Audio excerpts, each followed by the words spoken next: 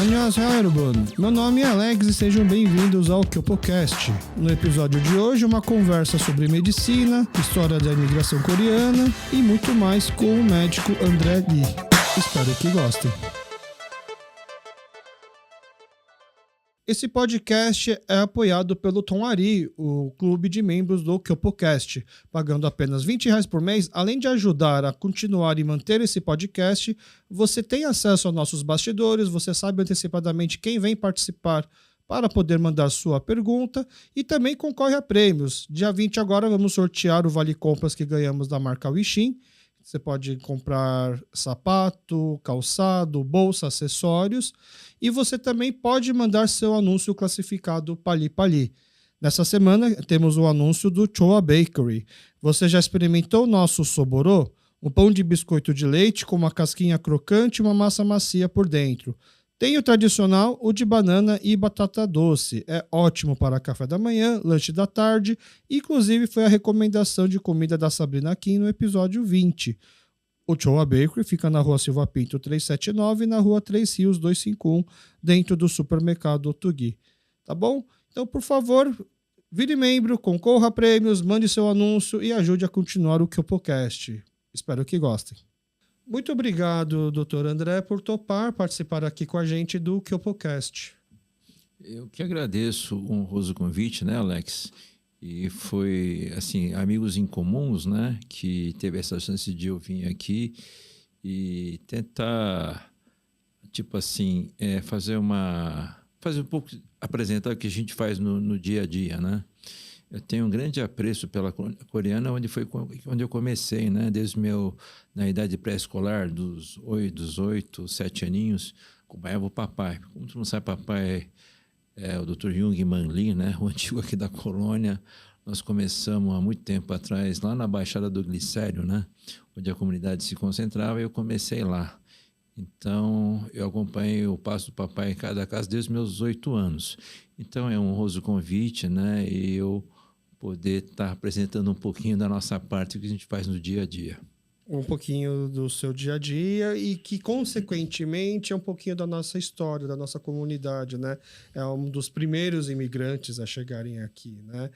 Bom, para o pessoal entender o que a gente vai conversar, com quem vamos conversar, por que já puxamos essa história da Baixada do Glicério e também o seu pai, por favor, eu peço para todos os nossos convidados fazer a sua autoapresentação, o que a gente chama de Chagisoge, é aquela parte mais constrangedora do programa, falar de si mesmo, e depois é uma conversa leve, uma conversa fácil, você vai ver. A pior parte é agora, mas por favor, faça a sua autoapresentação. Eu me autoapresentando, né, minha autobiografia, eu comecei aqui, eu sou imigrante, cheguei no Brasil com 4 anos de idade, né? Eu cheguei aqui no Brasil na década de 1965, né? Nós fomos morar no sítio lá em Mogi das Cruzes com o vovô. Eu morei muito tempo lá, na parte da minha infância, né? Eu fiz praticamente meu primário inteiro lá. E desde então acompanhei o papai. E aí eu cresci no meio médico, o papai era médico, então eu no começo não tive dúvidas, queria ser médico. E aí procurei seguir a carreira, né? Um pouco pressionado pela família, com toda a comunidade coreana, né? Que você tem que estar na melhor escola, melhor não sei o que, tudo tem que ser melhor. Mas, enfim, eu encarei do meu próprio jeito, né? Eu sou meio brasileiro e meio coreano. Você sabe que nós temos essa dupla nacionalidade e pensamos assim, sabe? Não sou 100% coreano, sou 100% brasileiro. Enfim, eu fiz um colégio, depois do colégio prestei o vestibular. Atualmente eu me formei na Santa Casa, né, de São Paulo. Depois eu fiz uma parte da residência médica da Santa Casa. Depois eu fui para tão sonhada que eu queria no Hospital das Clínicas, né, completar a minha formação. Então, atualmente eu trabalho sou médico assistente, né, lá do Hospital das Clínicas, e estou locado no setor de transplante de órgãos do aparelho digestivo. Antigamente chamava transplante de fígado, né? Só que a coisa foi crescendo, então o departamento faz transplante de fígado, pâncreas, e o que eu atuo mais é o transplante de intestino. E transplante multivisceral são vários órgãos, né? Esse era um sonho de cirurgião desde o primeiro ano de faculdade, né? Talvez isso que meu pai embutiu a mim, não porque o papai quisesse que eu fosse cirurgião, mas era uma coisa que sempre gostava, né? De cortar e costurar. Então, atualmente atuo nisso daí. E eu tenho uma clínica, né, grande, que começou com o papai, agora eu e meu irmão, né, que também é médico, nós tocamos a clínica. Minha família, né? A minha esposa também é igual eu, é meio coreana, meio brasileira. Veio com 10 anos de idade para o Brasil, tá certo?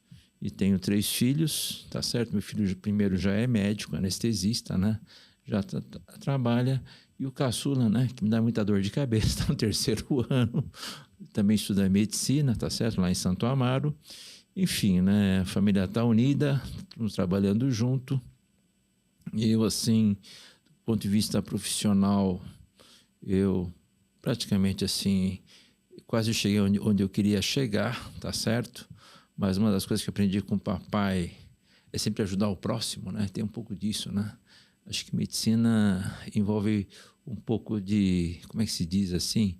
Ser meio padre, né? Ser meio Caxias com algumas coisas. Então eu vejo isso. É lógico que nós vivemos da medicina, enfim, mas tem coisas mais importantes. Isso foi um conhecimento que eu tive com o papai, né? Que isso a gente não aprende na faculdade, aprende... É uma coisa assim do dia a dia com ele.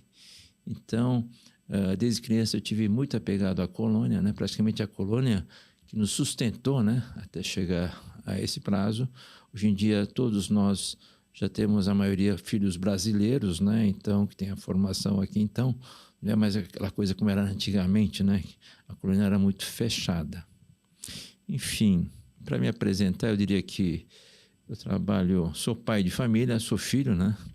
Papai, ainda cuido, estar conversando com o papai proximamente. Papai está com 89 anos, minha mamãe está com 86. Mas ambos estão bem, né? Com algumas doenças, enfim, no dia a dia. E atuo lá na clínica, né? Basicamente, metade do dia e metade do período fico no Hospital das Clínicas, né? Nas clínicas é uma paixão que eu tenho, entendeu? E tenho uma paixão pelo SUS, né? Pelo que não pode. Então, desde criança, a gente trabalha em hospitais públicos, né? Nossa formação é de lá. Apesar que nós trabalhamos em hospitais particulares também, né? Mas eu estou no Hospital das Clínicas vai fazer quase 30 anos. Então, já faz parte da minha vida, entendeu? Realmente não são questões salariais, mas é questão que medicina você sempre está aprendendo, né? E a universidade é sempre um desafio, sabe? Nunca são pacientes normais, né? Então, não é que você tem que ser anormal, né? Mas são coisas assim interessantes que fazem você pensar, entendeu? São desafios da medicina. Entendi, ó. Eu faço uma pesquisa de todo mundo que vem e eu leio essa pesquisa. Sim. Eu fiquei me pensando assim, nossa, se eu começar a falar as especializações médicas, acho que a pesquisa não vai ter fim. E aí eu tirei tudo isso e mesmo assim ficou uma pesquisa longa, mas acho que com as coisas que são necessárias para a gente poder meio que pontuar a nossa conversa hoje, tá? A minha pesquisa, ela fala mais ou menos assim. André Lee nasceu em Busan, Coreia do Sul, e chegou no Brasil em 1965, aos 4 anos de idade. Formou-se em medicina pela Faculdade de Ciências Médicas da Santa Casa de São Paulo em 1987 e foi diretor clínico entre os anos de 92 e 1998 do Hospital Geral da Vila Nova Cachoeirinha. E atualmente é membro do Departamento de Gastroenterologia, é isso mesmo? Isso. Da Faculdade de Medicina da Universidade de São Paulo. Em 2019, o Dr. André participou da série Transplantes, veiculado pelo canal Discovery Science, onde foi abordado a realidade da corrida contra o tempo de médicos e pacientes para conseguirem realizar transplante de órgãos.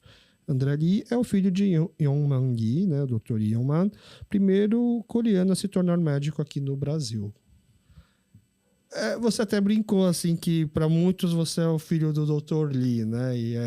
E aí você já pode adiantar que a família toda está indo para esse caminho, né? O seu filho também, seus filhos também são todos médicos. É um fardo? Eu não sei se é uma vocação, é um fardo. Acho que pode ser ambas as coisas, não sei diferenciar. Eu quis fazer medicina porque eu gostava mesmo e talvez desde criança via o papai atendendo os pacientes, né? Chegava a abrir a porta, chega o cara sangrando cortado. Então, eu falei, pai, o que vamos fazer? Daí, eu me prontificava a ajudar as pessoas, entendeu? Então, lá... Você é o filho mais velho? Isso quando eu era criança, entendeu? Uhum. Então, meu filho mais velho, hoje em dia, a geração é muito mais tranquila, né? Então, tem tudo mais fáceis, né? Agora, eu tive que começar sendo recepcionista com meus 8 anos, 10 anos de idade, entendeu? Então, eu ficava lá, via a mamãe fazendo a limpeza, entendeu? Então, foi outros fatos, assim, de imigrante, né, mesmo, então. E via as dificuldades das pessoas também, né? O teu avô não era médico? O avô não era médico, o avô era empresário, sabe? Então, eu tive um contato muito com o vovô, né? Todo mundo sabe que nós fugimos da guerra, nossa família é de Oiju, na fronteira com a China. O meu avô é norte. É no norte, bem na norte da Coreia. Então, o sotaque, o palavreado é tudo diferente. Se te conta. Então, tinha um rio que atravessava e já ia para a China. E papai morou lá, conta muito da infância. Só que o vovô era latifundiário. E quando estourou a guerra, né, eles iam atrás os mais perseguidos eram os latifundiários. Acho que o vovô só separou com vida porque talvez ele conseguiu bolar alguma coisa meio mirabolante, mas eu lembro que toda a família veio fugir para o sul primeiro, depois vovô atrás, e uma das melhores coisas é que conseguiu encontrar todos sem ninguém morrer. Eu perdi um tio mais velho, minha família, minha avó teve 8 filhos, meu pai é o terceiro. O mais velho fazia colégio militar e morreu durante a guerra da Coreia, né? E eu fui morar em Busan, porque Busan é bem ao extremo sul. Entendi. Por questões políticas, né? Então, o vô perdeu tudo e começou a vida lá. Mas ele teve sucesso na vida, né? Trabalhando com tecidos, como todo bom coreano, né? Montou uma fábrica e depois de lá, numa fase adulta, o vô resolveu se migrar para o Brasil. Ele queria, justamente não sabia para onde queria migrar, só que ele fica lá do contrário. Quanto mais longe, melhor. 12 horas, né? Só que o vovô teve que ir um pouco mais para cima, às vezes desceu em Santos, entendeu? Então, aí a família ficou. Foi ideia do seu avô, então, trazer... Pois é, mas aí eu acho que o vovô sempre me conta, desde pequenininho, escuta a mesma história dos comunistas, né? Parguem os vermelhos, né? Então, não podia dar com a roupa vermelha, que o vovô tinha uma crise, sabe? O vovô fica tranquilo, quando acabar a Coreia do Norte, eu vou lá pegar suas terras de volta, entendeu? E, basicamente, o vovô foi uma pessoa fundamental, porque sabe como todo coreano tem uma relação muito forte, não só coreano, mas o vô e neto, né? Eu praticamente, a boa parte que me criou foi o meu avô. Ah, entendi. Tem bastante lembranças. Tem, quando eu cheguei no Brasil, o dinheiro que o vô tinha era para comprar um sítio em Mogi das Cruzes. Então, eu fiz o primeiro e segundo grau lá no interior, bem de Mogi das Cruzes, chamava Botujuru. Então, eu dormi junto com o vô desde criança, entendeu? Então, eu tenho uma influência muito forte dele, né? Entendi. E aí, você já tinha nascido na Coreia, tinha 4 anos. O teu pai já era médico, já estudava medicina lá na Coreia? Papai se formou na Universidade de Busan. Aí veio para o Brasil, aqui ele teve que revalidar o diploma. Só que ele teve lá para Pernambuco, fez na Federal de Pernambuco, que era em Recife. Por questões burocráticas? É para revalidar o diploma, chama revalida. Ele tinha que fazer o internato, são os 2 últimos anos outra vez. Depois, fazendo revalida, ele voltou para São Paulo. Ele fez um estágio de 1 ano na Escola Paulista de Medicina, né? Segundo o consultor, porque naquela época não existia residência médica. Depois disso, ele montou a consultora na Baixada do Glicério e teve que tocar a vida. Eu me lembro assim que a gente alugou a pior casa, no pior lugar, não tinha dinheiro para colocar a placa. E meus tios pegaram a placa de uma construtora e colocaram no doutor, Clínica São Léo, Jung Man Lee, e assim começou. São Léo. Lá na Baixada do Glicério, na Ponte Sarzedas, né? Tá. Até hoje tinha uma plaquetinha lá, uma vez eu tirei a plaquetinha para guardar como lembrança, entendeu? Então, nós morávamos na Moca, né? E depois da Moca, eu ia levar a marmita pro meu pai, entendeu? Era eu empregado, eu lembro isso até hoje. Tinha que vir andando, entendeu? Da Moca até o Glicério? Até o Glicério. Mas eu morava na rua Dom Bosco, que tinha naquela época existia um viaduto, que acabaram com o viaduto. Então, às vezes vinha sozinho, entendeu? Tá. Mas era longo, é uma boa caminhada. É uma boa caminhada, mas eu lembro que era muito feliz naquela época, né? E não tinha tanto... Bom, existia um pouco de violência, sim, né? Porque às vezes eu tive que fugir, correr algumas vezes. Trombadinha? Chamavam de tipo trombadinha, né? Mas Nem sabia que era trombadinha, tinha 10 anos, né? Então, como a gente era imigrante, era a lei da sobrevivência, né? Hoje em dia, você pega a molecada, a minha esposa é motorista dos meninos, leva para a escola, depois leva para o inglês, academia. Na época não tinha nada disso, né? Tinha que andar de ônibus e olhe lá, né? Mas quando vocês chegam aqui, o foco do teu pai precisou rapidamente validar para poder ser médico aqui no Brasil. E o teu avô continuou empreendendo, como estava no ramo têxtil aqui enquanto isso? Então, no ramo têxtil, a gente veio para o Brasil não por questões políticas, mas questões familiares, sabe? Então, a fábrica era gerida de tecido para o meu avô e para o irmão dele quis tomar conta de tudo, meu avô deu tudo na mão dele, vou para um lugar bem longe, nunca mais volto para a Coreia. E assim o vovô fez, veio para lugar longe, foi morar em Mogi. E fez aí, fazenda lá, não? era um sítiozinho pequeno, mas eu plantava cogumelo, plantava goiaba, poncã, criava galinha, pintinho, então... Mas o teu avô não tinha esse know-how de fazer homem do campo, ele era um empresário. Mas aí teve que virar homem do campo, né? E conseguiu se adaptar? Conseguiu se adaptar bem. Daí meus tios ajudavam, meu pai foi fazer habilitação em Recife para lei da sobrevivência. Voltou, montou o consultório. E o meu segundo tio, depois ele também é médico, formado na Universidade de Busan. Só que ele ele foi fazer a reabilitação aqui na USP de Ribeirão.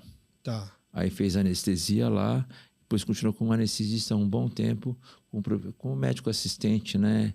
Da anestesia, da cirurgia do tórax, né? Que é uma das anestesias mais difíceis, né? Escreveu até livros, né? A respeito... Aqui no Brasil, lá na Coreia? Não, aqui no Brasil. Aqui no Brasil. Sobre anestesia lá no HC.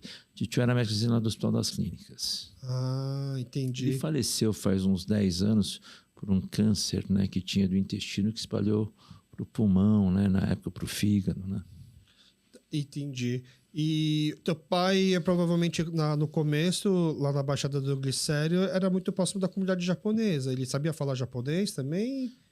Tudo coreano naquela época falava, né? Da invasão japonesa, né? Então, meu pai lia aquele jornal São Paulo Shimbun, entendeu? Como se fosse um japonês. E atendeu bastante a comunidade japonesa também, então. Mas era basicamente a comunidade coreana lá, sabe? Muito trabalhava com confecções de roupa, a maioria morava na rua da Conde Sarzedas, tinha lojinha na Conde Sarzedas, entendeu? Eu vi naquele meio, né? Então, era um trabalho mais de clínico geral, assim, era um médico que fazia tudo. Fazia tudo. Meu pai, lógico, não tem a formação que a gente tem, né? Teve chance de ter aqui. Especialização. Que como as coisas mudaram, né? Mas o pai era clínico geral, praticamente todos os problemas, né? Mas eu vi que o papai tinha extremamente bom senso, entendeu? O papai sempre dizia que, às vezes, em medicina, o bom senso era mais importante que conhecimento, né? Então, eu até concordo hoje em dia com o que ele falava, entendeu? Então, ele fazia cirurgias não muito complexas, né? Como a gente faz, entendeu? Mas ele fazia cirurgias de apendicectomia, cirurgias de vesícula, fazia parto. O médico fazia tudo, entendeu? Sabe? Inclusive, até comentei aqui, circuncisão, né? Circuncisão a gente fez na colônia coreana inteira, né? Então era eu... Eu fui um dos agraciados por isso. Eu fazia no consultório, né? Então eu fiz no Ipiranga. O Ipiranga é atual consultório agora, entendeu? A gente foi lá. Mas antes de fazer, depois de quantas vezes a gente foi para Bueno de Andrade, na aclimação, né? Da aclimação eu falei, pai, a gente precisa de um lugar melhor. A gente tinha comprado uma casa lá no Ipiranga e do lado da casa a casa estava à venda. Eu falei, compra essa casa. Eu ia lá soltar a bombinha. Aí a gente alugou por um tempo para o consulado coreano, depois para fisioterapia, até papai resolver montar o consultório lá, sabe? E é engraçado que assim, eu não sei porquê, eu não sei se ainda é costume da comunidade coreana, eu acredito que não. Meu filho fez a circuncisão nas primeiras semanas, né? Ele fez com um médico que foi recomendado pela comunidade judaica, Dr. Décio Blichler, que acho que ele... porque na comunidade judaica você faz a circuncisão logo por cedo, parte da religião, né? E faz logo cedo, né? Acho que é certo até o 8º dia. O meu filho fez um pouquinho mais de 8 dias e o Dr. Décio falou, tinha que ter vindo antes, né? Eu até brinco que a gente chama de Dr. Décio Pinto. Que ele fez só que eu fiz com 10 anos, né? A gente esperava, quando eu era criança muito pequena, às vezes tem que fazer sedação com anestesista. E a partir dos 10 anos, isso eu aprendi muito bem com meu pai. Não dá geral? Pra fazer Sedação geral? Sedação é que quando a moleque é muito pequeno, ele não aguenta fazer anestesia local, porque dói. Muito. Então, quando chega a 10 anos, o garoto já é mais compressivo, entendeu? Então, eu vi muita gente fazendo anestesia geral com criança e vi a anestesia complicar, não a cirurgia, a anestesia complicar, entendeu? Então, se você colocar na balança, né? Às vezes a criança sente uma picadinha, depois não sente, mas a criança dorme depois, entendeu? Eu operei meus sobrinhos com 10, 11 anos. Eles tinham 10, 11 anos? A molecada dormiu lá no mesmo, até roncava, com anestesia local, entendeu? Ah, eu não tive essa sorte. Agora, se você for pegar o pessoal aqui, a maioria faz centro cirúrgico, sedação, não sei o que, opera tudo mais simples, entendeu? Entendi. E agora, eu vou dizer, até hoje eu tiro o chapéu, ele opera cirurgia menor que o urologista. Porque, assim, eu lembro que quando eu tinha 10 anos, nas férias de julho, os meus pais me mandaram ir viajar com o filho dos amigos dele, né? Inclusive, não sei se ele deve estar ouvindo, porque ele ouve podcast, o Daniel, e não sei nem se ele sabe dessa história, se ele lembra disso, mas meus pais tiveram a brilhante ideia. Vamos mandar nosso filho, nas férias, viajar com o Daniel, porque o Daniel acabou de fazer a cirurgia. E aí o Daniel vai explicar pra ele de que, mano, melhor coisa, de boa, né? E aí a gente foi fazer a cirurgia e a viagem inteira o Daniel assim, cara, não faz, foge. É a pior coisa do mundo, sabe? Então eu voltei pra casa. Foi isso, totalmente o contrário. Eu voltei pra casa no dia seguinte, meu pai foi me levar pra fazer a cirurgia. Eu tava indo pro matadouro. Eu achei assim, nossa. E aí, durante muito tempo, né? Porque o Dr. Yeoman, eu sou do Rondon, né? Meu pai também. Ele frequentava a igreja. Eu tinha raiva dele. Até hoje. Não, até hoje não. Foi uma coisa mas eu falo assim, ele frequenta a igreja até hoje. Sim, eu vejo ele. Eu encontro muito ele na igreja e nos restaurantes aqui. Ele gosta de frequentar os restaurantes, né? E eu ficava assim com raiva, né, daquela época, porque a gente não tem como uma criança de 10 anos entender o que está acontecendo, né? E eu já fui muito traumatizado, porque o menino falava assim para mim que a cirurgia é horrível e depois é pior, depois só piora, porque ele mesmo também não estava bem resolvido com o trauma da cirurgia, né? E aí ele fez, e aí depois eu fui conversando com os meus amigos, descobri que todos os meus amigos fizeram com ele. Nossa, esse doutor, ele deve olhar assim pra gente na igreja, né? Tipo, eu sei como que é o céu, eu sei como que é o céu. A gente ficava brincando. E aí eu ficava imaginando assim. Aí depois que eu também descobri pelos meus pais que praticamente ele fazia tudo, né? Tipo, com certeza eu não duvido, porque as horas de cirurgia dele deve contar muito mais do que muito urologista experiente, mas é aquela coisa, né? Como o primeiro médico da comunidade teve que aprender a fazer tudo, né? Eu fico imaginando quem teve a primeira ideia assim do tipo, doutor Lee, você faz cirurgia de circuncisão? E ele, você deve ter abraçado, não? Ele fez a sua? Eu não preciso ser operado. Tá. Olha, já entrou na intimidade. A fimose tem 1, 2, 3, grau 4, né? Então, o meu era tipo assim, aquele que... Olha que sacanagem, precisava. O filho do Zoli não fez a cirurgia. Mas meu pai operou o meu tio, que era médico anestesista, entendeu? Já bem mais velho, então. É que a fimose grão é quando a cabeça a glande não consegue sair para fora, então tem muita sujeira. Tá. Então, eles recomendam. Agora... Eu já fiz... Quem faz a cirurgia é o rabino, né? Na religião judaica, né? Eu já peguei muito pós-operatório encrencado, entendeu? Com infecção. Porque o lugar é contaminante, né? Por causa de infecção. Mas acho que os rabinos operam bem, viu? Na opinião, eles cortam e a coisa fica tudo ok. Nossa, mas aí quando eu fui levar meu filho... Eles que não dão anestesia. Dá um vinho doce, pra criança, né? Aí, tchau. Mausatov. Isso aí. Foi eu que convenci a minha esposa de que seria melhor para o meu filho, porque apesar do meu trauma com os 10 anos, eu levei à conclusão de que era uma procedência talvez mais, sei lá, mais preventiva, mais higiênica, eu não sei, fica aquela coisa na cabeça. Eu convenci minha esposa, e para poder convencer ela, eu fiquei, não, é super tranquilo, relaxa, todo mundo faz. Quanto mais jovem fizer, melhor. Porque eu fiz com 10 anos e foi horrível. Então vamos poupar ele de passar esse trauma com 10 anos. Vamos fazer agora, porque ele não vai nem lembrar e tal. Mas a cena do tipo, o doutor Deus pedindo para eu segurar, ele fazendo a cirurgia e eu vendo o negócio cortando, foi. Assim, nossa, eu não estava tão preparado. Você teve que segurar. Às vezes você passa mal, porque você vê sangue, né? Que é que nem... Muito. A primeira vez que eu fui ajudar meu pai, foi no começo, quando eu vi a cesárea, quase caí para trás, porque é uma sangreira aquilo lá. Né? Cesárea tem rompe a bolsa, não sei o que, então... Mas isso foi antes de faculdade, assim? Isso foi, acho que estava no começo a ajudar meu pai no colégio, primeiro no colegial, eu tinha 14 anos. Então é coisa de imigrante, não importa se é medicina, porque assim, eu desde cedo ia para a loja dos meus pais ajudar na loja. Então não importa que é médico, família de imigrante, desde cedo você vai ajudar também. Eu ia ajudar a limpar a seringa e a preparar as coisas, entendeu? Eu tive noções muito cedo, entendeu? Tá. Eu já sabia aplicar a injeção antes de entrar na faculdade, entendeu? Porque não é difícil, né? Se você pensar um pouquinho, você pega a lógica da coisa, como tudo na vida, né? Uhum. Então, por exemplo, meu pai ia promover das coisas que não ficavam meus avós. Eu, afinal de ser no terceiro ano de faculdade, tinha uma lista de pacientes chineses esperando. Eu falei, não, meu pai não vem. Não, é você mesmo. Ah, é? E o que eles queriam? Quando tinha dúvida, ligava pro papai, é assim, tal, assado, entendeu? Entendi. E tinha que aprender a fazer o bendito soro, né? Então, eu acho que meu pai é um artista para pegar a veia. Quando ele fez uma coisa, meu pai, chumba, de primeira ele pega a veia, entendeu? Isso eu aprendi com ele. Tá. E médico, cirurgião é a pior pessoa. Sabe cortar, mas não sabe pegar a veia, puncionar a veia, entendeu? Uhum. Mas isso eu aprendi logo com ele aqui. Bom, como você cresceu nesse ambiente de medicina, de médico logo de cara, natural, ou você pega gosto ou você pega trauma, pegou gosto, e as especializações que acabou escolhendo teve alguma influência também? Porque, na verdade, na faculdade eu só bagunçava terceiro ano. Aí terceiro ano era um negócio de atlético, eu joguei basquete, né? Joguei basquete um tempo no Palmeiras, né? Ah, é? Então, eu sempre joguei basquete. Só que um dia caiu a ficha. Estou na Santa Casa bagunçando, mas uma hora eu vou ter que ser médico, né? Aí veio meu pai no consultório.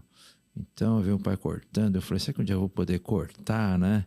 Aí, quando chegou no quinto ano, eu fazia a casa maternal, que era no quarto ano, maternidade. Então, já fazia a parte onde eu aprendi a pegar a mão de cortar e costurar. Era a casa maternal, Pérola. Fez 3 lugares. E amparo maternal. Aí, a primeira cirurgia eu fiz no sexto ano, deixaram eu fazer uma cesárea. Sabe, eu fiz 1h30, né? Porque tá cansado de ver, não tinha muito segredo, entendeu? Acho que quando a obstetrícia, quando complica de vez, né? Então, era na casa maternal, era o professor Delácio, o professor emérito, entendeu? Então, a gente fazia uma prova, né? Então, se tivesse uma classificação boa, você pegava o sábado. Eu queria pegar o sábado para não prejudicar as minhas aulas de segunda a sexta. Ah, tá. Então, eu e um colega meu fizemos lá, ficamos 3 anos na casa maternal. Eu fiz o Pérola Barton, que era brigadeiro, então eu queria fazer obstetrícia no começo. Mas depois, não vou fazer cesárea, fazer perinoplastia, não vai sair disso, né? Perdeu a graça, né? Eu falei assim, eu gosto de tiro, facada. Assim, o cara chegando, tinha vida e a morte poder salvar o cara. Aí no quinto ano eu mudei drasticamente para cirurgia geral. Por isso que foi para Vila Nova Cachoeirinha. A Dina Cachoeirinha Tava no segundo ano de residência, eu falei, agora vai acabar a residência, eu preciso arrumar emprego, né? Aí durante uma cirurgia ou outra, um colega me falou, vamos fazer a inscrição. Aí vim fazer a inscrição para cirurgia geral. Aí, sem querer, eu passei em primeiro lugar nesse concurso, que era do Estado. Sem querer. Não, mas é que... às vezes... Por méritos, não, por méritos. Não é por mérito, é que prova precisa ter sorte, né? Acho que o dia pintou a sorte lá, eu passei, daí eu fui... Começou, depois de 3 meses me chamaram. Primeiro dia não tinha nada para fazer, ficava jogando truco, né? Que beleza. O segundo dia de plantão eu estava virando a esquina. Eu falei, acho que é hora de ir embora daqui. Aí encontrei uma equipe muito legal de médicos, né? Então um ficava ajudando o outro. Tinha anestesista, cirurgião, gineco. A gente virou uma verdadeira família, sabe? Não era aqueles hospitais que a gente vê na TV com milhões de fila de espera? Era mais ou menos isso, porque eram 3 hospitais da Zona Norte, Cachoeirinha, Penteado e Parada de Taipas. E o Cachoeirinha tinha ficado com HIV, também que estava começando os HIVs. O Penteado tinha ficado com a ortopedia, a gente não tinha ortopedista, enfermaria.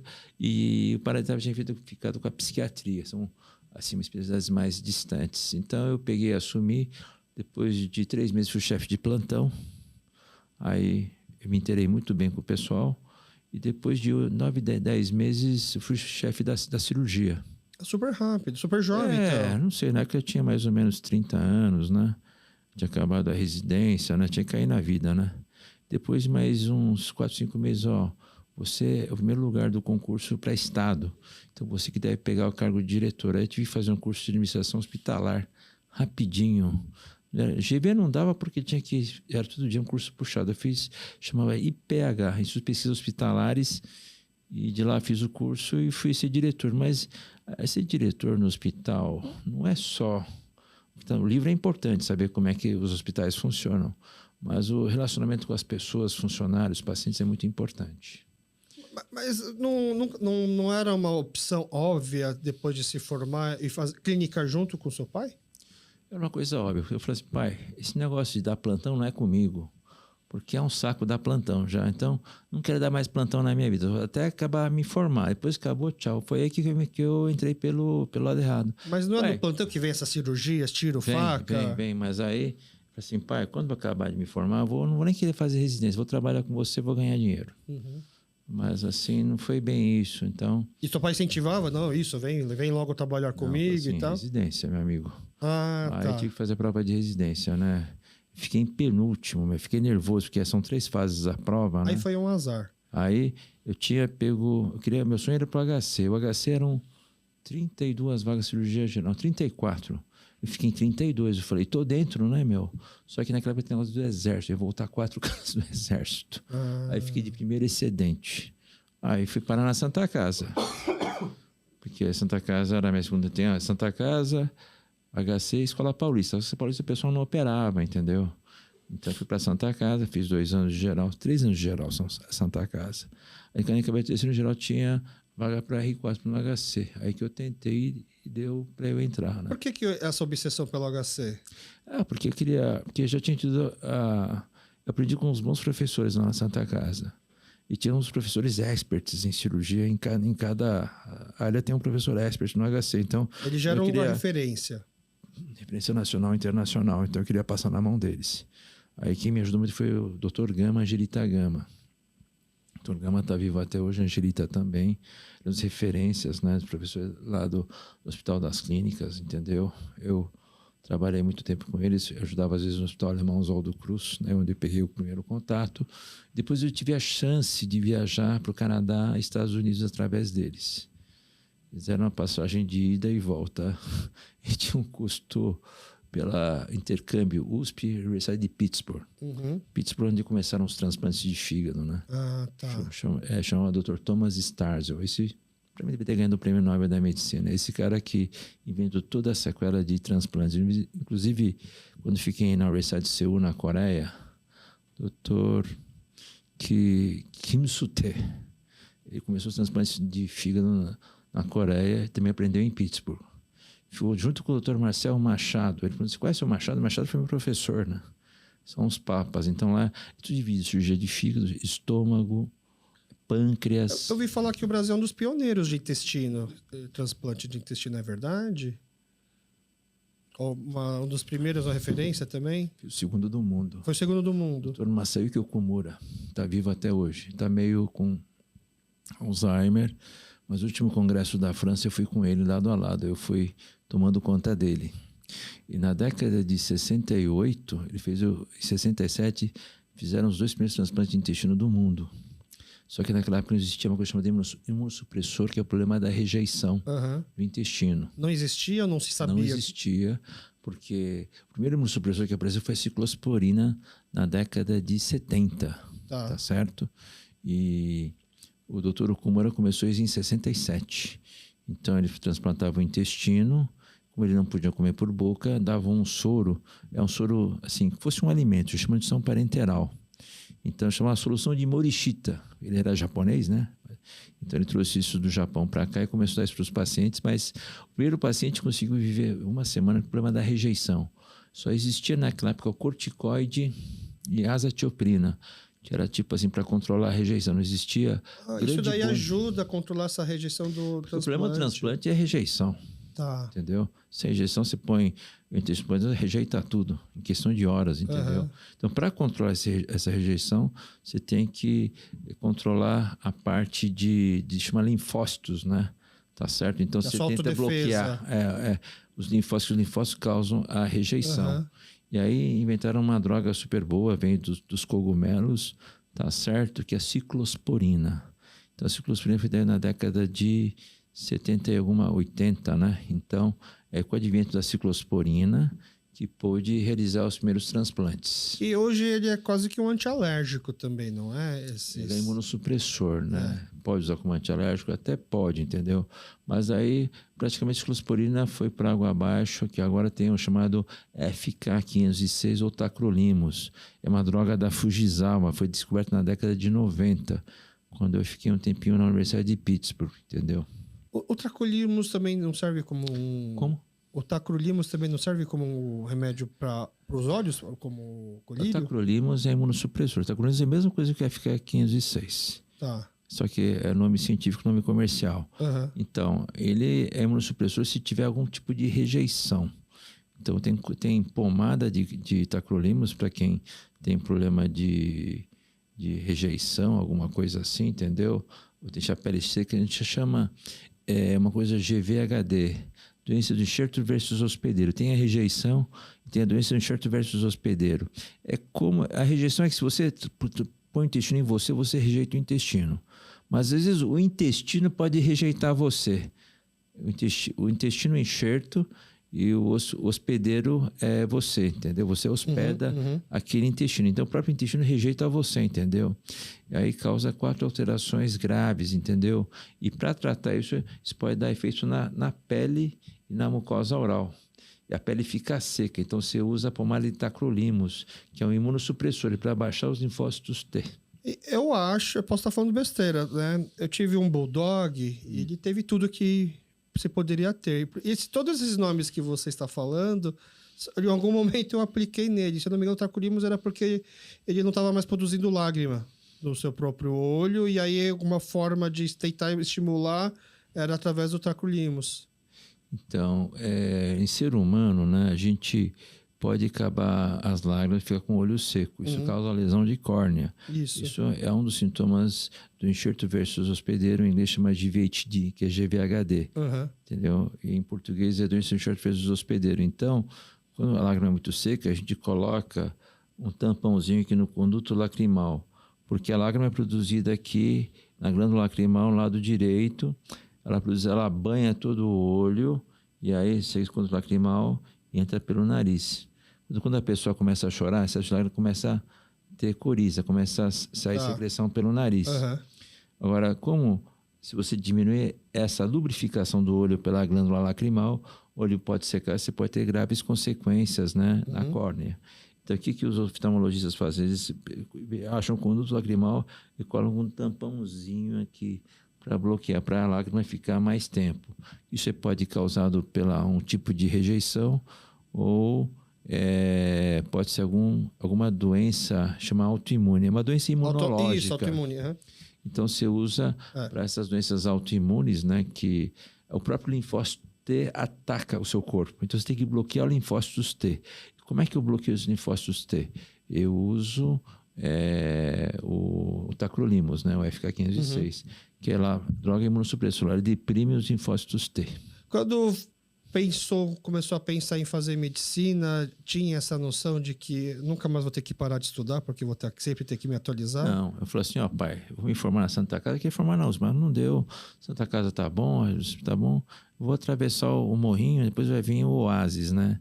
Aí é só festa, ao contrário. Ao contrário. Eu pensei que o vestibular fosse a última etapa, estava começando. Aí primeiro ano era estresse, porque tinha muita teoria, tinha uma coisa chamada fisiologia e anatomia. Graças a Deus que eu gostava, entendeu? Mas tinha bioquímica, tinha que decorar umas coisas diabólicas, entendeu?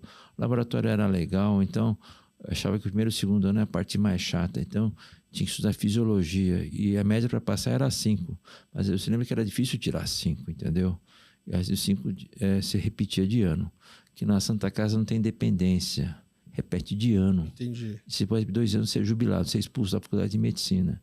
Então aquilo lá me estressou, sabe? Então fisiologia, anatomia, eu li umas 3 vezes, sabe? Então aquilo lá ficou na minha cabeça. O terceiro, quarto ano é mais fácil que a parte clínica, ver paciente, né? É oba-oba, né? Ver paciente, tudo é festa, né? Quinto, sexto ano é uma delícia, porque você vai trabalhar no pronto-socorro, tiro, facada, não sei o quê, você faz procedimento, dá costura. Eu falei, deixa eu dar uns pontos, né? Deixa eu operar essa hérnia, né? Porque só você...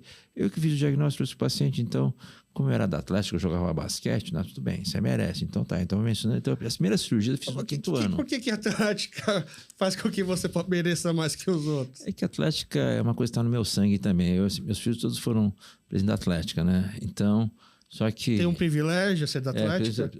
Não é privilégio, é que tem muita gente que são cirurgiões e foram da Atlética. Então, eu fui diretor da Atlética, né? Por causa do basquete? Eu construí a quadra de basquete na Barra Funda, Santa Casa. Eu construí a piscina, campo de futebol, recebi patrocínio, plantei as gramas nas férias de um colega meu. A Atlética começou a dar certo eu e Daniel Kanarek. Tem que ser um judeu e um coreano. Aí começou a entrar dinheiro na Atlética, fizemos uma piscina. Eu cansava de... Tinha muito sapo, então no filtro da piscina tinha muito sapo morto lá, osso. Então eu ficava limpando aqui, nossa, o cheiro era horrível. Daí era tudo barro, então nós plantamos blocos de grama, conseguimos doação, sabe? Era perto do Play Center, que antigamente, hoje é o Fórum Criminal, né? Mas aquele prédio tudo era da Santa Casa, e a faculdade... A Santa Casa, o terreno era da prefeitura. A Santa Casa construiu o prédio, era o maior hospital de trauma. Trauma, cirurgia de tiro, facada, acidente, eu gostava dessas coisas. Então... ia montar lá. Mas aí, por fim das águas, acabou o dinheiro. Aí a prefeitura tomou o prédio e o terreno de volta. Daí a gente montou a Atlética. A Atlética era negócio de fazer atividade física ali do lado. Nós fomos montando as quadras. Até que o Gilberto Kassai, quando foi prefeito, tomou de volta e montou um negócio de sambódromo lá, sabe? Eu fiquei bravo, porque aquilo lá tem uma história para contar, sabe? Então, aquilo lá hoje em dia virou fórum, né? Era para ser hospital. Tá certo? A prefeitura tomou o terreno de volta. Mas a Santa Casa tinha várias propostas. Mas né? É porque a prefeitura enxergava que lá é uma região que não tem uma demanda para um hospital? Lógico que tem, porque ele é do lado da Marginal. Então, o hospital, qualquer lugar que você montar, tem demanda. Quando é SUS, né? Sim. Falta a vaga, entendeu? É que acabou o dinheiro da Santa Casa. A prefeitura não queria botar dinheiro para construir, só deu o terreno. Eu te dou o terreno, daí você construir um hospital. A Santa Casa começou a construir e parou no meio. Sendo filho do primeiro médico da comunidade naquela época, chegava de madrugada ou de noite, assim, muito caso de facada, porrada entre a comunidade e aí... Direto. Não dava para ir para um hospital normal. É porque o cara não tinha documento. Não tinha documento. Tá, então o cara vinha ilegal para o Brasil, o cara tinha que trabalhar com comércio, precisava de um carrinho, não tinha carteira de motorista, o cara se acidentava, onde é que ia, não podia ir para o hospital, que não tinha documento nenhum. Então vinha no consultório, eu abria a porta, o cara estava sangrando. Aí papai pegava um documento de uma outra pessoa falsa, que já por oriental tem tudo a mesma cara, né? Aí ainda mais sangrando. Entrava lá para o hospital Leão 13, ou Nossa Senhora de Lourdes, né? Tá certo? Lá no Jabaquara, papai dava um jeito. Papai ajudou muita gente assim, sabe? Então eu via aquilo lá e as pessoas sem dinheiro, entendeu? Então... e também não tem documentação. Então, a gente teve um problema sério, né? Das polícias querem, então, quando ele ficava trancado, que nem esses bolivianos, trancado na oficina, costurando o dia inteiro, só saí de domingo para ir na igreja, que eu né? Sabe? Para ir lá no culto, alguma coisa assim. E são pessoas, assim, que vêm tentar, porque se estava bem na Coreia, para que quer vir para o Brasil? São os imigrantes. Porque a gente queria uma situação de vida melhor. Entendeu? Então, isso foi a comunidade coreana. A coreana, acho que graças a Deus está tudo bem estabelecido, tem convênio. Então, praticamente, meus pacientes que eu vejo, meu pai, quando atende a coreana, 100% era coreano. Hoje em dia, eu vejo quanto por cento? 10%. Eu vejo mais a comunidade chinesa, 80%. E 10% brasileiros são aqueles casos impossíveis, né? O cara veio com uma sacola de remédio, é câncer, é não sei o quê. Você tem que resolver, entendeu? Mas... pacientes que não tem muito hospital, então eles acham que você trabalha no HC, você consegue, você não consegue, porque agora tudo é informatizado, né?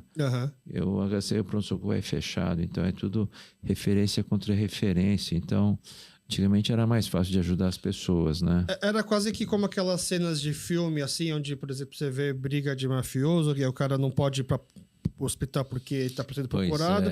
E aí tem que se virar com as coisas que tem. Isso existe até nos Estados Unidos, né? Chama Koreatown, Chinatown, entendeu? Então, briga de gangue, aqui é que manda a gangue estar. E o cara cobra a mensalidade, né? Se o cara não der pagar a mensalidade, o cara tá perdido. Então, tentando até fazer isso no Brasil, até uma época eu escutei, mas que aqui não deu certo, graças a Deus, entendeu?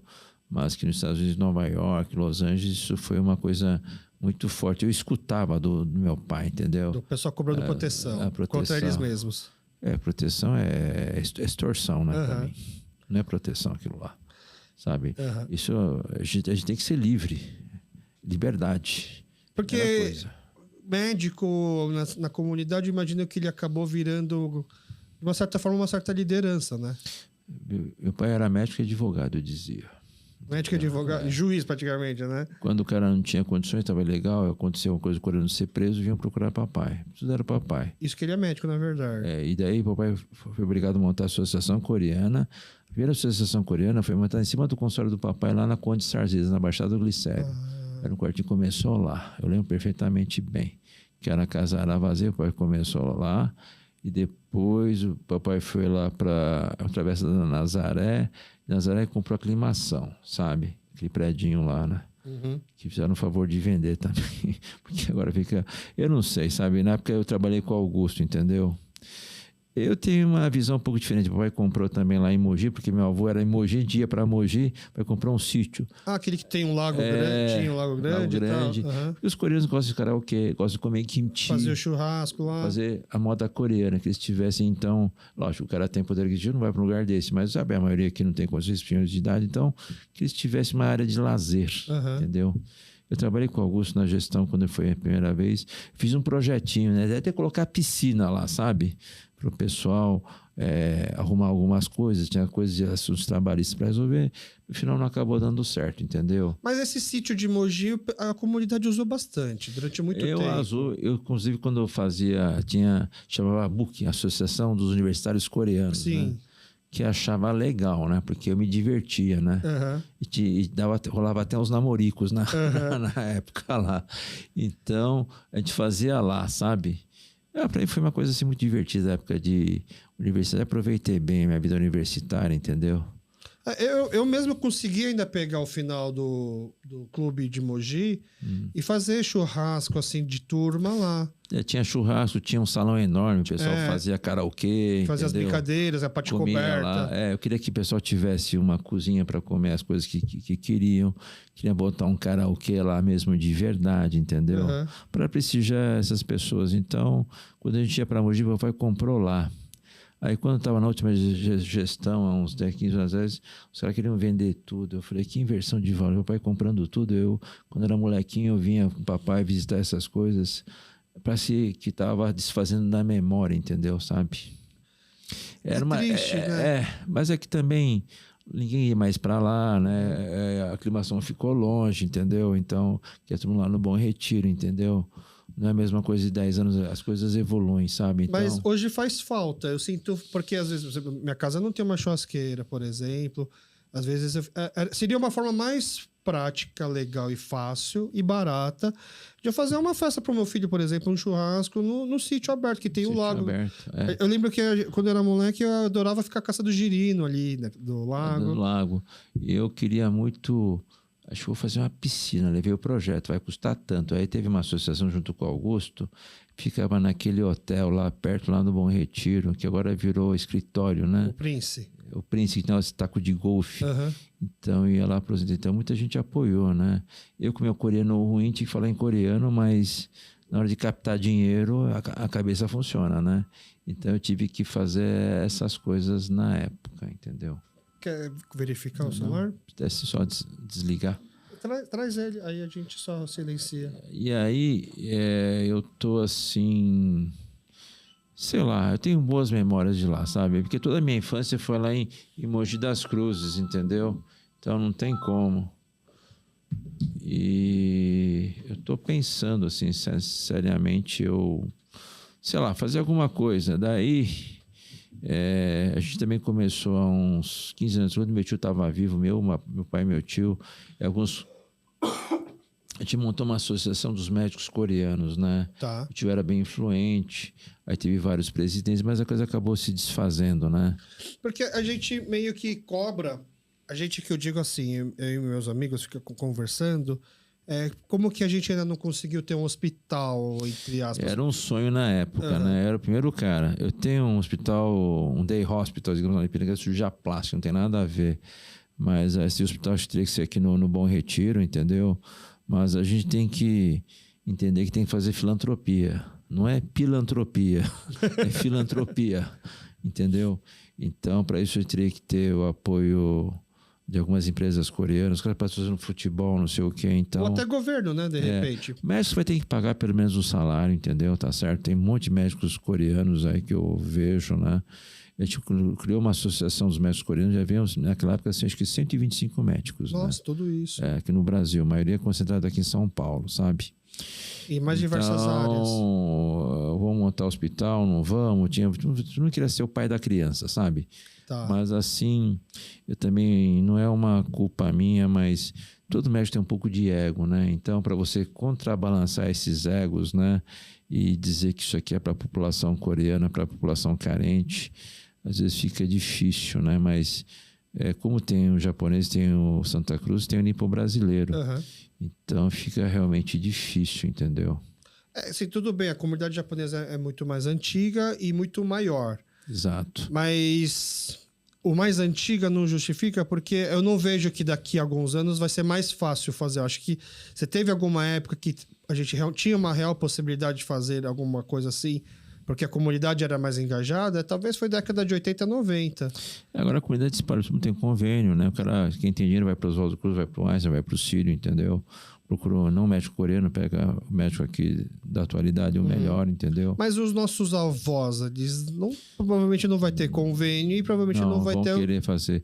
Eu noto questão da isso daí, língua. sabe? Porque que nem o colégio coreano que montaram aqui, Polilogos, né? Depois acho que não acabou indo muito para frente. Vejo o meu cunhado aplicou dinheiro, tenho vários parentes aí que aplicaram dinheiro lá e acabou não dando muito certo, entendeu? Mas para aquela roda dos pessoais antigos, né? Eu faço um atendimento para uma entidade aqui na Rua Hipódromo, né? Que eu vou uma vez por semana. Tinha um monte de médico, não sobrou nenhum médico. Aí o diretor de lá veio e falou assim: ou você vai, você vai. Eu falei: todo sábado eu plantão no Emílio Ribas, né? E todo plantão que cai no Emílio Ribas cai no dia de lá. Então eu peguei uma residente minha que é apaixonada pela cultura coreana. Então você vai comigo lá, eu fico horário, outro horário você fica. E aí a gente vai uma vez por mês. Eu vejo muitos senhores coreanos, eles têm convênio. Mas falou assim: olha, mas eu queria que o médico falasse português. E quando falou assim, você parece o seu pai, né? Aí a coisa rola, entendeu? Então todo mundo tem boas lembranças da época do papai, que saudades da época, entendeu? E tem senhoras que às vezes vêm procurar o consultório e o papai quase não está mais atendendo, então eu acabo vendo, né? Eu conversei com duas professoras de faculdade aqui que são da comunidade coreana, né?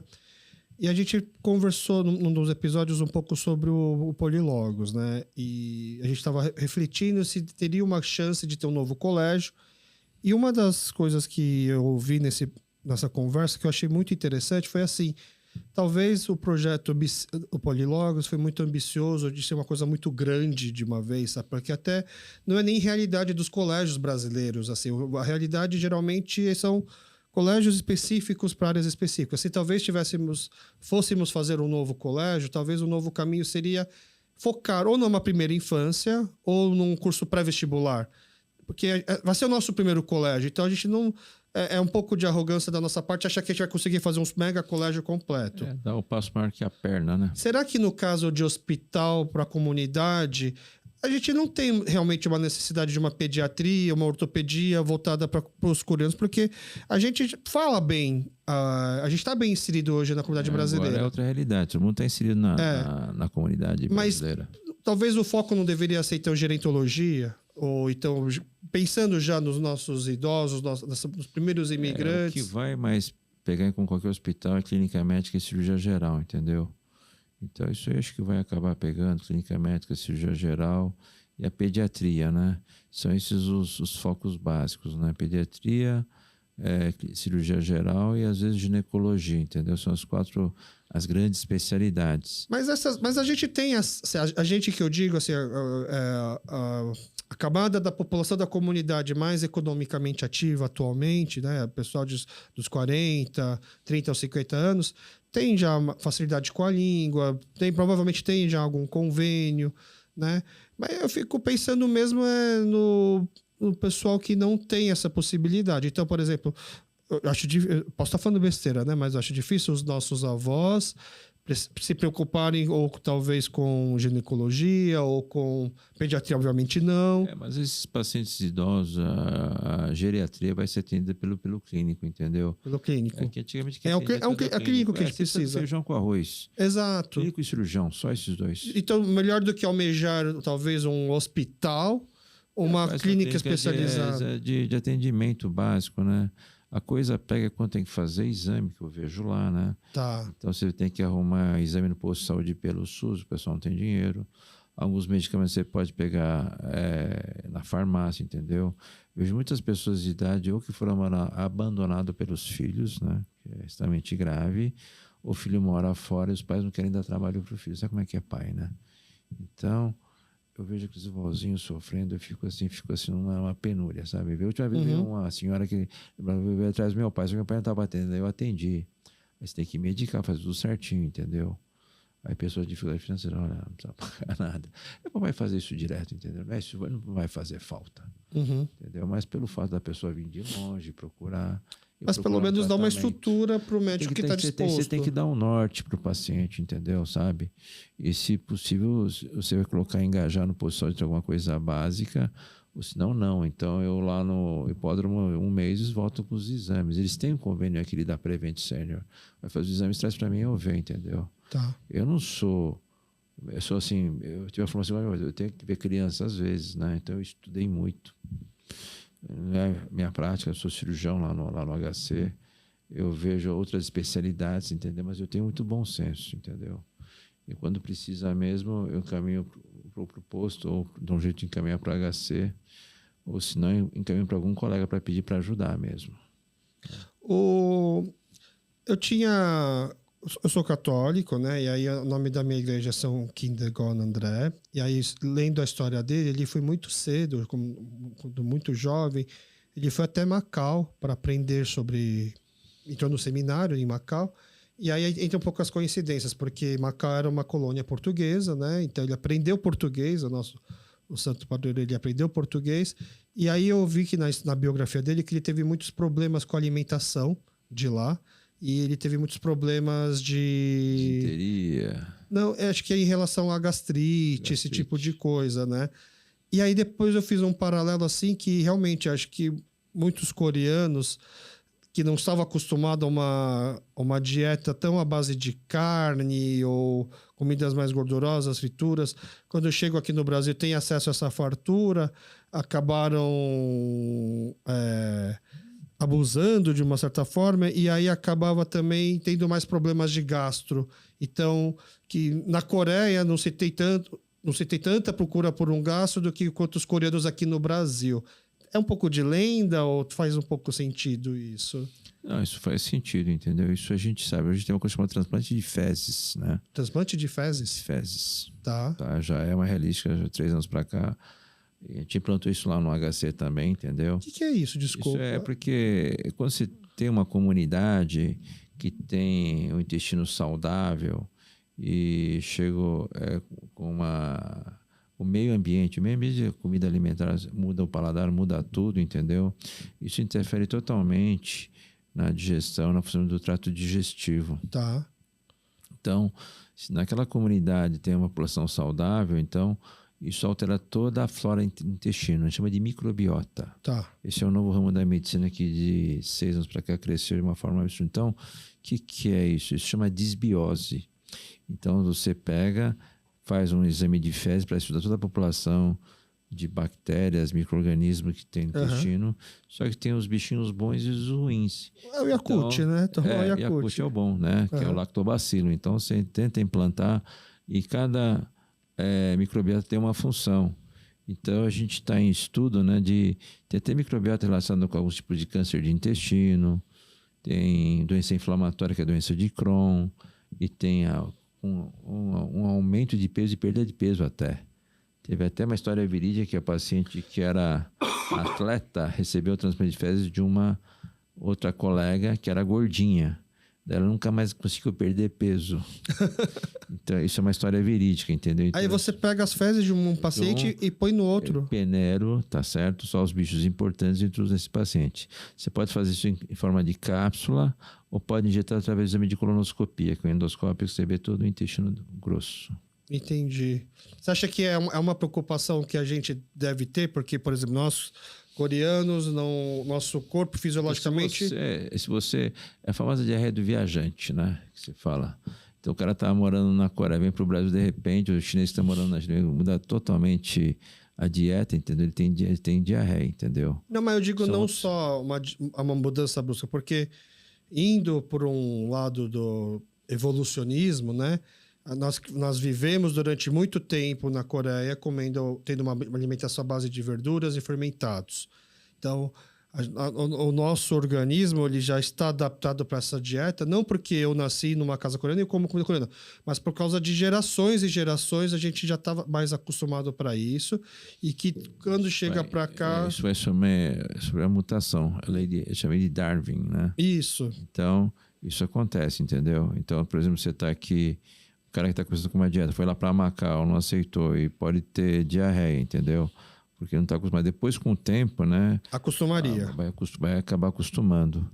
E hoje em dia tem esse negócio do transplante de fezes, né? Então, quando você tem dieta interminável, você pega aquela comunidade, pega a pessoa que é bem saudável, pega intestino, pega fezes com uma amostra dele, e você aplica naquele que está passando mal. Entendi. Mas tem que ser do mesmo meio, da mesma família, por exemplo. E como que você sabe quem é um doador compatível com você disso? É para saber, você tem que saber quem que é a pessoa que está mais saudável, que não tem diarreia, que tem Tipo, você tem um cocô hábito bom. alimentar bom, entendeu? Entendi. Tem um ritmo intestinal sem alterações. Só que aí a pessoa deu azar, pegou de alguém que hoje não consegue mais emagrecer com facilidade. Mas isso aí hoje em dia a gente estuda toda a flora do intestino. Aham. E aí você vê que os bichinhos bons e os ruins. Se tiver faltando, você complementa. Tá. Você manda para um laboratório, está faltando esses bichinhos. A forma automática ele faz as cápsulas, chama de probiótico. Uhum. Tem probiótico, simbiótico. Tipo enterogermina. É tipo enterogermina, tipo floratil, Aham. simbioflora, entendeu?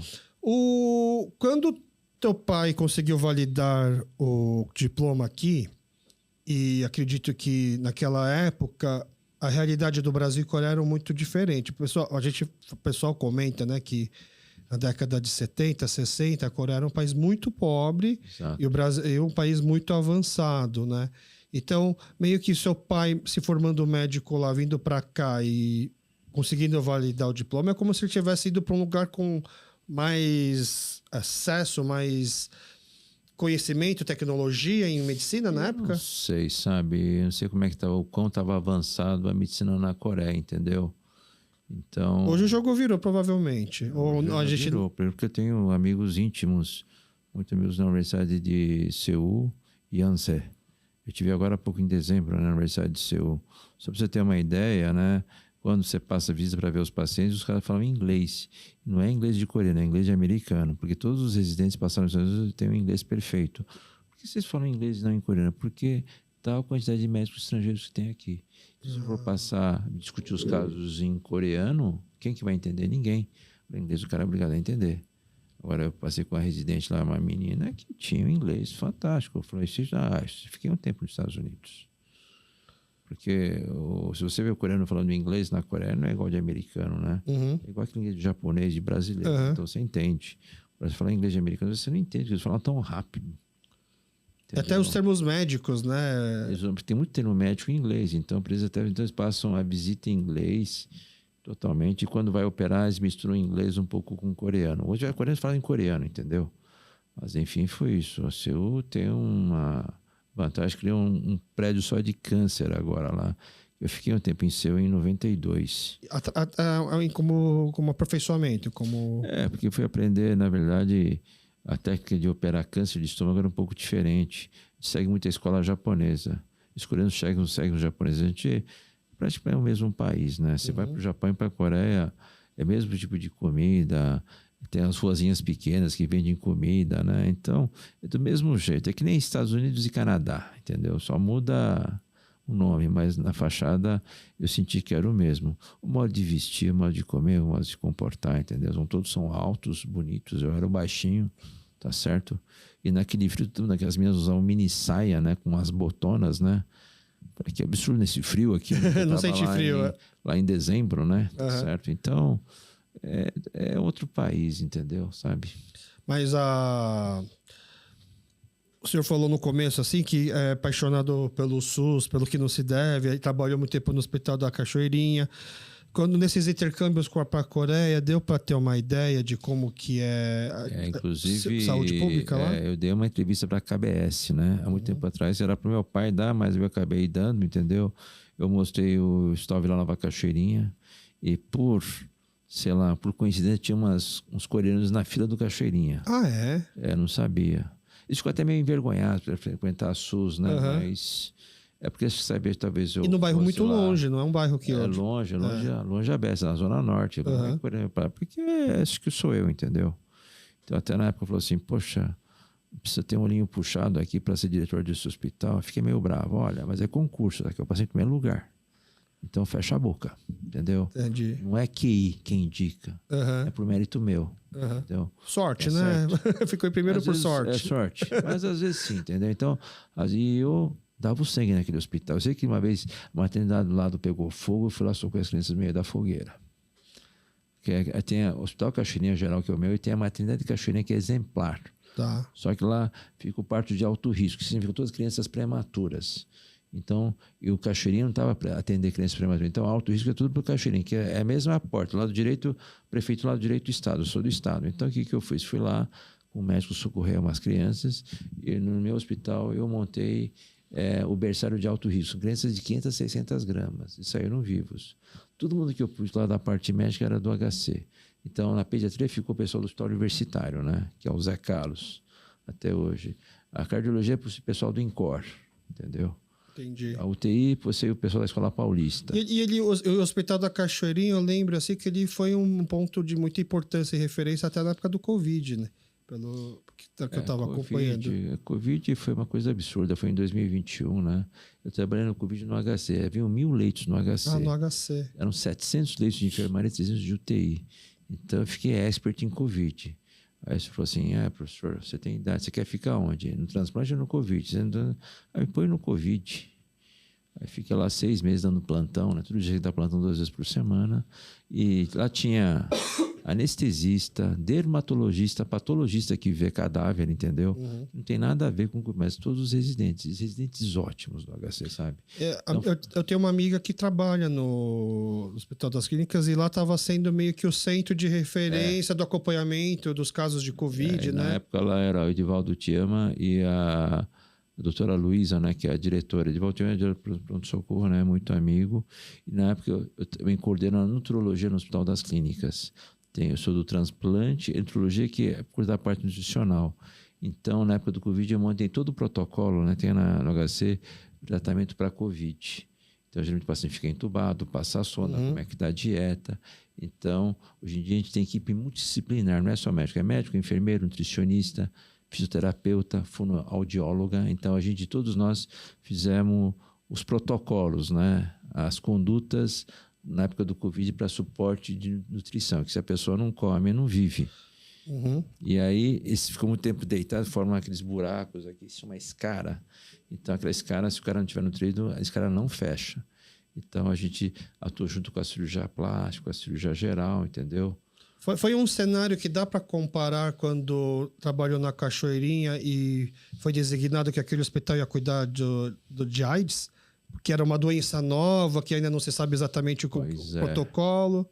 Então, é uma coisa diferente, né? Mas o HC já estava toda a estrutura montada. Tinha um hospital de retaguarda, que era o Pacaembu ali do lado, né? O estádio de futebol montaram, né? O Pacaembu. Hospital de campanha. De campanha. Então, de campanha vinha para nós. E quando nós mandávamos para o hospital de campanha para tentar rodar os leitos, mas as UTIs eram lotadas, entendeu? A gente teve que participar todos, nós passar intubação quando a gente vai passar. Então, às vezes não tinha vaga na UTI, você tinha que montar respirador, um caminho de anestesia, né? E tinha o pessoal falando que era tudo mentira, que os hospitais estavam cheios, que era fachada, que não estava tendo casos. O que ficou em excesso os hospitais de campanha, né? Que foi... Aqui em São Paulo, só acho que o Pacaembu comportava. Porque, na verdade, dos hospitais do estado... A maioria estava sucateado. Geralmente estava com 15%, 20% aberto. Então não precisava montar o hospital de campanha. A grande crítica que teve, né? Só que para abrir isso aí... E ficaria um legado. Aí você tem que pagar enfermeiro e médico, entendeu? E aí não dá para sumir dinheiro. Então, eu acho isso. Não devia estar dizendo isso aqui, mas acho que o hospital de campanha tinha que ter o Pacaembu. O hospital Ibirapuera quase foi subutilizado. Então, as correções reembolsas, a AMB usou quanto? 15%. água entrando lá. Era mais fácil pegar onde estava parado. Né? Fachada política, né? E respirador, né? Que, por exemplo, custa na época 35, 40 mil, o pessoal pagava o dobro. Respirador e monitor que precisava para entubar. Então, é como nesse país aqui, né? A vacina, acho que é uma coisa que precisa mesmo, entendeu? Hoje em dia, se o pessoal pegar Covid, a manifestação é bem menor, tá certo? Mas na época, em relação ao começo da AIDS e no hospital... Não era o começo, porque o boom foi na década de 80 e você pegou já no começo da década de 90, né? Então já se tinha mais protocolo, já se sabia mais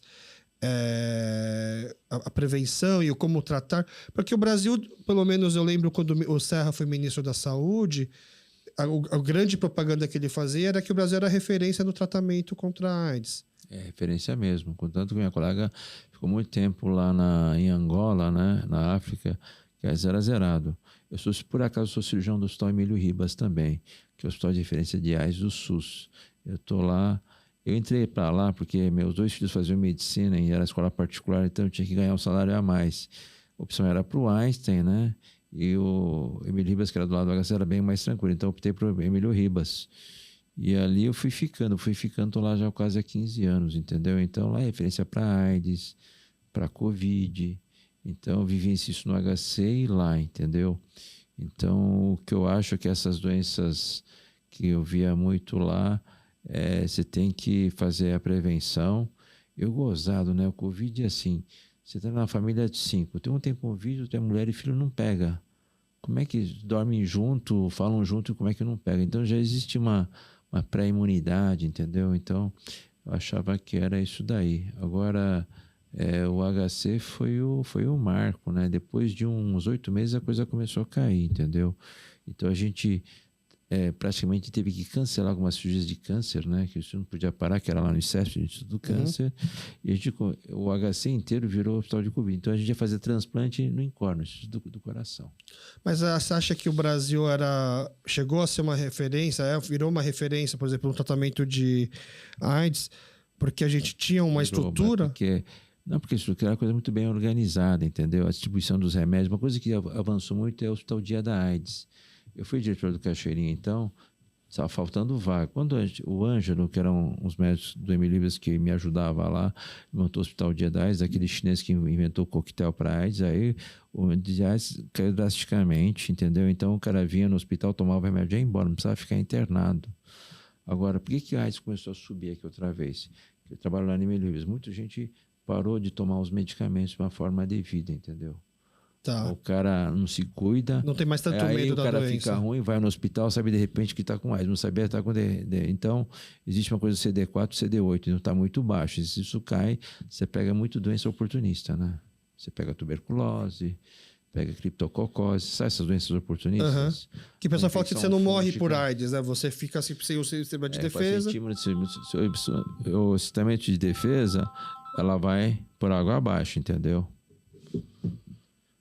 Então... Mas, assim, a minha sogra, ela fez um tratamento, ela iniciou um tratamento contra o câncer aqui, ela fez lá a primeira sessão, a primeira etapa de uma químio, não deu certo, e aí a família toda motivou a ir para a Coreia, né? E aí ela foi fazer lá na Coreia. Porque todo mundo falava o quanto de referência é a medicina na Coreia, etc. Excelente. E aí a gente acredita muito também no efeito placebo, né? Como ela queria ir, ela também confiava mais no tratamento lá, pra gente isso era o mais importante. Apesar da gente saber que o Brasil é uma referência também no tratamento do câncer, né? E aí o que a gente incomodava, assim, era aquelas notícias assim, que a gente recebia da família, de como é frio o tratamento médico lá.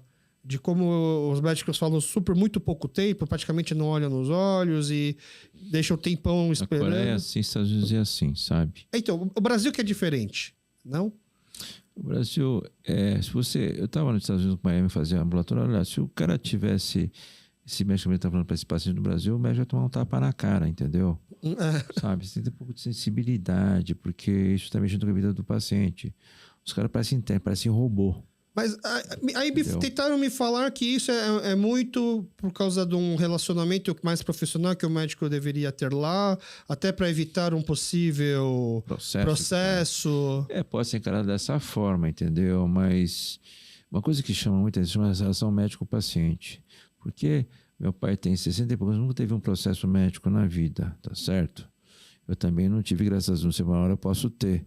Mas a gente sempre prioriza muito a relação médico-paciente, sabe? Então, eu não trato o paciente como fosse um paciente, às vezes um amigo, entendeu? Eu fiz muitos amigos pacientes, entendeu? Então, quando eles estão com algum problema, eles me ligam, né? Tá certo? E você tenta solucionar da melhor forma possível. Então, talvez... Nos Estados Unidos eu vejo assim, né? Primeiro o paciente, eu quero ver se esse paciente processou algum médico, entendeu? Porque ele já veio com o paciente como fosse um inimigo, entendeu? Já veio com uma pedra atrás da mão. Chegou lá, o cara é técnico e tchau, tá certo? Agora aqui no Brasil é um pouco diferente. Quando o paciente vem com armas e munições infinitas, eu procuro entender o paciente, entendeu? Isso eu aprendi com meu pai. Não é uma faça chuva, faça sol. O paciente está sempre certo. E tem um dilema do professor Adib Jatene, enfermeiro cirurgião cardíaco. Se você não puder curar o doente, você tem que apenas confortá-lo. Esse é o lema médico. Aqui no Brasil? Ou é mundial isso? Eu aprendi isso. Agora, não foi isso bem que enxerguei nos Estados Unidos. Outros pacientes reclamam. Eu sou tratado como, sabe? Será que isso é algo cultural do brasileiro? É uma tradição da nossa escola de medicina? Sei, é que nem assim, né? Tem muito amigo que é médico nos Estados Unidos, está ganhando bem, está bem profissionalmente. Por que você quer voltar para o Brasil? Olha, mas quando ficar velho eu quero voltar, porque embora tenha essa violência toda no país, o Brasil ainda é um país acolhedor, né? Não tem que você vai perguntar na esquina, se for na Coreia, na Europa, o cara não sabe nem te olhar na sua cara. Mas aqui mesmo, seja o Zé Mané, o cara quer te explicar, quer te dar uma satisfação, tá certo? Uhum. Você pode ir na favela da Rocinha no meio dos traficantes. Eu ajudo até hoje uma creche, chama Creche da Tia Lourdes. Quando eu fui de do Cachoeira, eu conheci 3 creches. Eu vi criança passando fome e não era muito longe, era só passar a ponte do Rio Tietê, você estava na Zona Norte. Então eu acabei sendo o diretor, então eu doava, entendeu? Cesta básica, se der dinheiro só, você tem que doar comida. Então, eu levava meus filhos no final de ano para fazer negócio de presente de Natal. Então, tem o nome das crianças. Então, um sapatinho, uma roupa e um brinquedinho, né? Então, eu rodava isso entre os mestres, todo mundo doava. Então, era uma festança aquilo lá. Então, o que eu aprendi nessas comunidades, lá é controlado pelo PCC. Como eu tinha um Honda lá, a Honda era importada, mas olha, deixava ninguém mexer no meu carro. O doutor japonês chegou, vai na creche da Tia Lourdes, entendeu? Para fazer um bem. Então, lá, eu estou mais protegido que a polícia. Isso aqui é a lei brasileira, entendeu? Então, muito coreano não entende, mas eu entendo, né? Fui criado, eu cuidei de 3 creches lá no Cachoeira, eles foram até hoje lá, sabe? Uhum. É uma questão que é gostoso, sabe? São pessoas bem simples. Eu montei um ambulatório, entendeu? Embora eu dou retaguarda para o Einstein toda sexta-feira há 30 anos, aqui não sei aonde, mas é diferente. Assim, contando então um pouco de estereótipos do meu imaginário de relação ao médico coreano, né, de que é um tratamento mais frio, e me confirmando também que nos Estados Unidos também é assim. Aí um estereótipo contrário que eu queria ouvir do lado do médico o que pensa. Eu gravei um episódio com a Sabrina, também descendente de coreanos, né? E ela conta que quando ela foi pro ter o filho dela, ela estava lá na espera, lá naquela primeira triagem, e aí ela ouviu a enfermeira avisando assim: ó, tá subindo a paciente, o quadro dela é esse, e ela é asiática.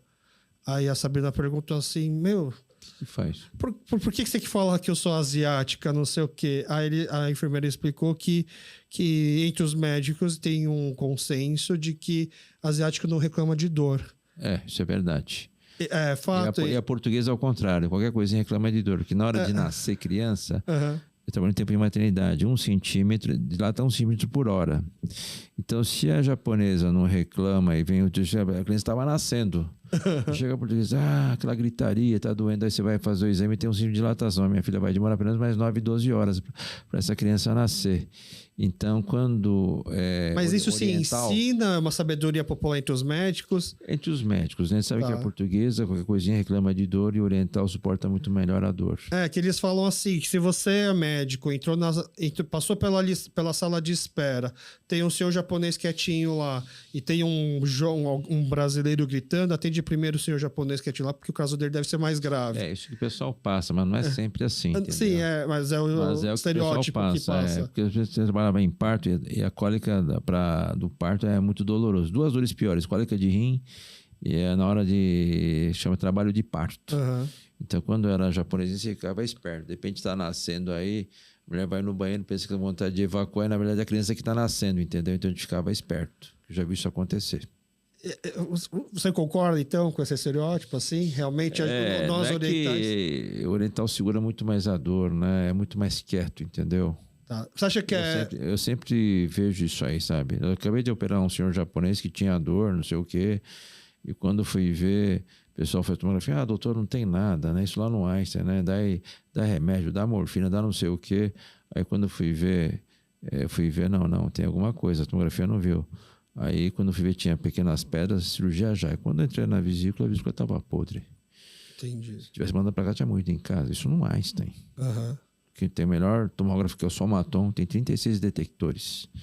Assim, então, é bom senso, né? É o bom senso. É que quando o doente reclama, você sempre tem que valorizar que o doente reclama. Você não vai operar o raio-x nem a tomografia, você vai operar o paciente. Então, eu costumo dar aula, né, para o quarto ano, então eu sempre falo isso daí, sabe? É aula show, né? Aula show. A gente dá um pouco das nossas experiências da vida e a gente pode ter errado em algumas coisas. Então, que o erro sirva de aprendizado, entendeu? Ninguém é 100%, né? Entendi. A gente procura ser 100%, mas a gente não consegue. Pode ser o diploma da USP, Santa Casa, o que adianta? E não é bem assim, bom, como médico e alguém que vive a comunidade, por exemplo, eu fico nas dúvidas, às vezes, do quanto devo dar crédito ou não para aquela sabedoria popular, por exemplo, de que quando a mulher tem o filho, ela tem que ficar comendo durante meses o mioku. Porque fala que o mioku limpa sangue, é nutritivo. Não, ela é rica em ferro. E a mulher, quando tem parto, sangra, tem anemia. Uhum. A própria... que a mulher pode sangrar 1 litro, quando tem parto não acontece nada. Se a mulher não está grávida, sangra 1 litro, a mulher choca, a pressão cai. Uhum. A própria natureza condiz isso. Então, são alterações gravídicas. Então, no terceiro, a gente divide, para nascer 9 meses, a gente divide trimestre. Primeiro, segundo, terceiro trimestre. Então, no primeiro trimestre, temos chamado de alterações gravídicas. Mas essas alterações gravídicas, a pessoa fica encharcada de líquido, fica meio mole, entendeu? Para preparar a mulher para o parto. Se tiver para o parto, sai a criança, a placenta sangrou 1 litro, a mulher sai sambando, entendeu? Não acontece nada, tivesse acontecido, ela foi preparada para isso. Uhum. Então tem essas alterações gravídicas. E uma dessas aí, a pessoa já fica com uma anemia por causa da diluição do sangue, excesso de volume, excesso de líquido. Tá? E mioku, que é a sopa de alga, que é tradicional na Coreia, que nem tem a quarentena, né? Não sair para rua para não pegar infecção, tudo tem um sentido. Que antigamente a quarentena é porque não tinha essas vacinas, entendeu? Minha avó dizia, tinha 10 filhos, metade morria quando era criança. Dificilmente chegar à vida adulta. Então, quando o cara tinha 100 dias, tem maior festança, entendeu? Uhum. Muitas crianças podiam morrer 100 dias. Então, existe esse estigma, né? Que hoje em dia tem vacina para tudo. Mas naquela época a maioria tinha a mortalidade neonatal, era muito grande, entendeu? Isso é um dos indicadores, né? De país desenvolvido ou subdesenvolvido, entendeu? A mortalidade natal. Mas neonatal. Então, mas assim, aí o choque de cultura fica que assim, as mulheres hoje têm filhos, e aí a sogra fala assim, tem que comer mioku durante não sei quantos meses, e a mulher fala assim, não, mas eu quero comer outra coisa. Não, você só pode me comer mioku. Pode comer, mas isso é uma tradição coreana e não está errado, entendeu? Porque não vai faltar se comer só mioku. É muito ferro, entendeu? E para formar hemoglobina você precisa de ferro, contanto que a mulher toma sulfato ferroso, né? Tá. Que é ferro, né? Comprimido, contém anemia, e toma muito ácido fólico na idade gestacional. Porque o ácido fólico tem a ver com o fechamento da espinha da criança.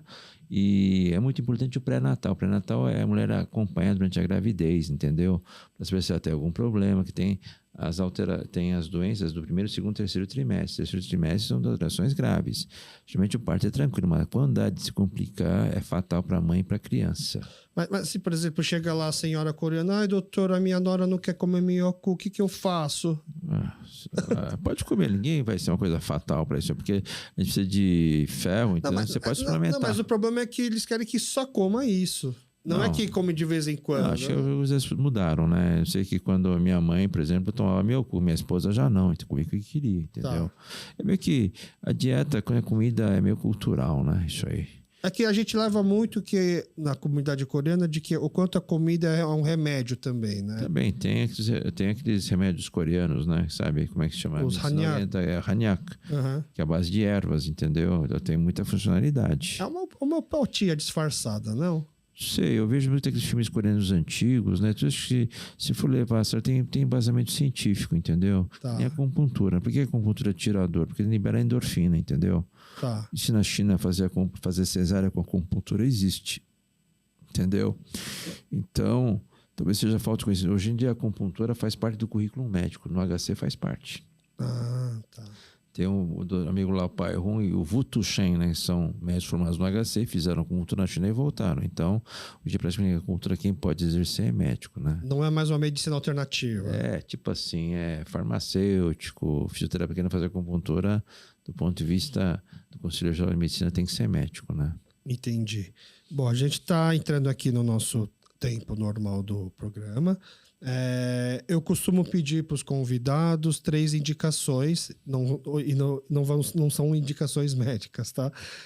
A primeira é uma indicação gastronômica, o que você gosta de comer e onde dá para comer esse prato, principalmente comida de afeto, né? Aquela comida que traz boas lembranças, tem uma memória afetiva. E depois uma indicação de filme, séries, novela coreana, que agora a gente tem muito mais fácil acesso hoje às séries coreanas. Se tem alguma que o senhor assistiu e que gosta e indica, pode ser recente, pode ser antiga, tanto faz. E por último, te prenderam numa sala de Noreban, uma confraternização dos médicos coreanos do Brasil, e hoje o Dr. Lee só vai sair daqui se cantar uma música. Que música que você cantaria? Bom, são 3 perguntas, então vamos lá. A primeira, né? Eu sou fã da carne da churrascaria, mas vamos colocar... Eu também gosto muito de comida coreana.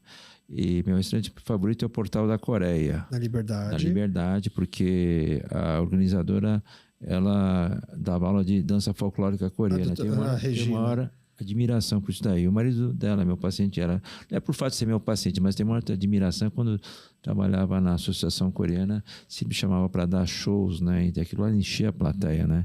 Eu chamei alguns professores do HZ, ficaram maravilhados, né? É muito bonito, sabe? Né? Não é bem um sambão, né? Aquilo lá é exercício mental, prática, né? É totalmente diferente aquele treino lá, sabe? Muito organizado. Portal da Coreia de coração. O que costuma pedir quando vai lá no portal? Churrasco coreano, né? Geralmente, e bibimbap. Bibimbap.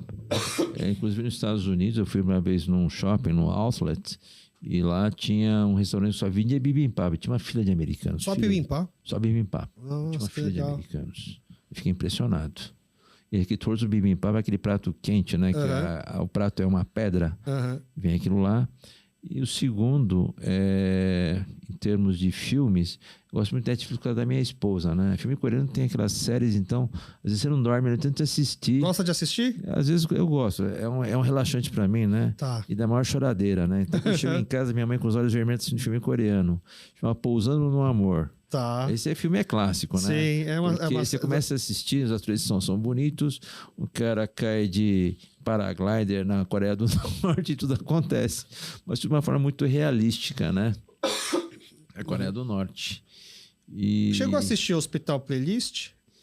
Eu assisto alguns hospitais, sim, são muito bons. Não, mas... tem uma série no Netflix que é o dia a dia de um hospital na Coreia. Tem 2 temporadas. Fez muito sucesso. Ele chama Hospital Playlist. Em coreano é Sirgiraun, Pyongyang Senhor, não lembro, alguma coisa assim. Vou procurar assistir, então. Depois eu te falo. Nossa, o primeiro episódio é um teste. Você assistiu o primeiro episódio e não chorar, então pode continuar assistindo. Assim, porque ou morre alguém tem com câncer, né? Sempre acaba numa choradeira. Mexe com criança também, criança. Pediatria.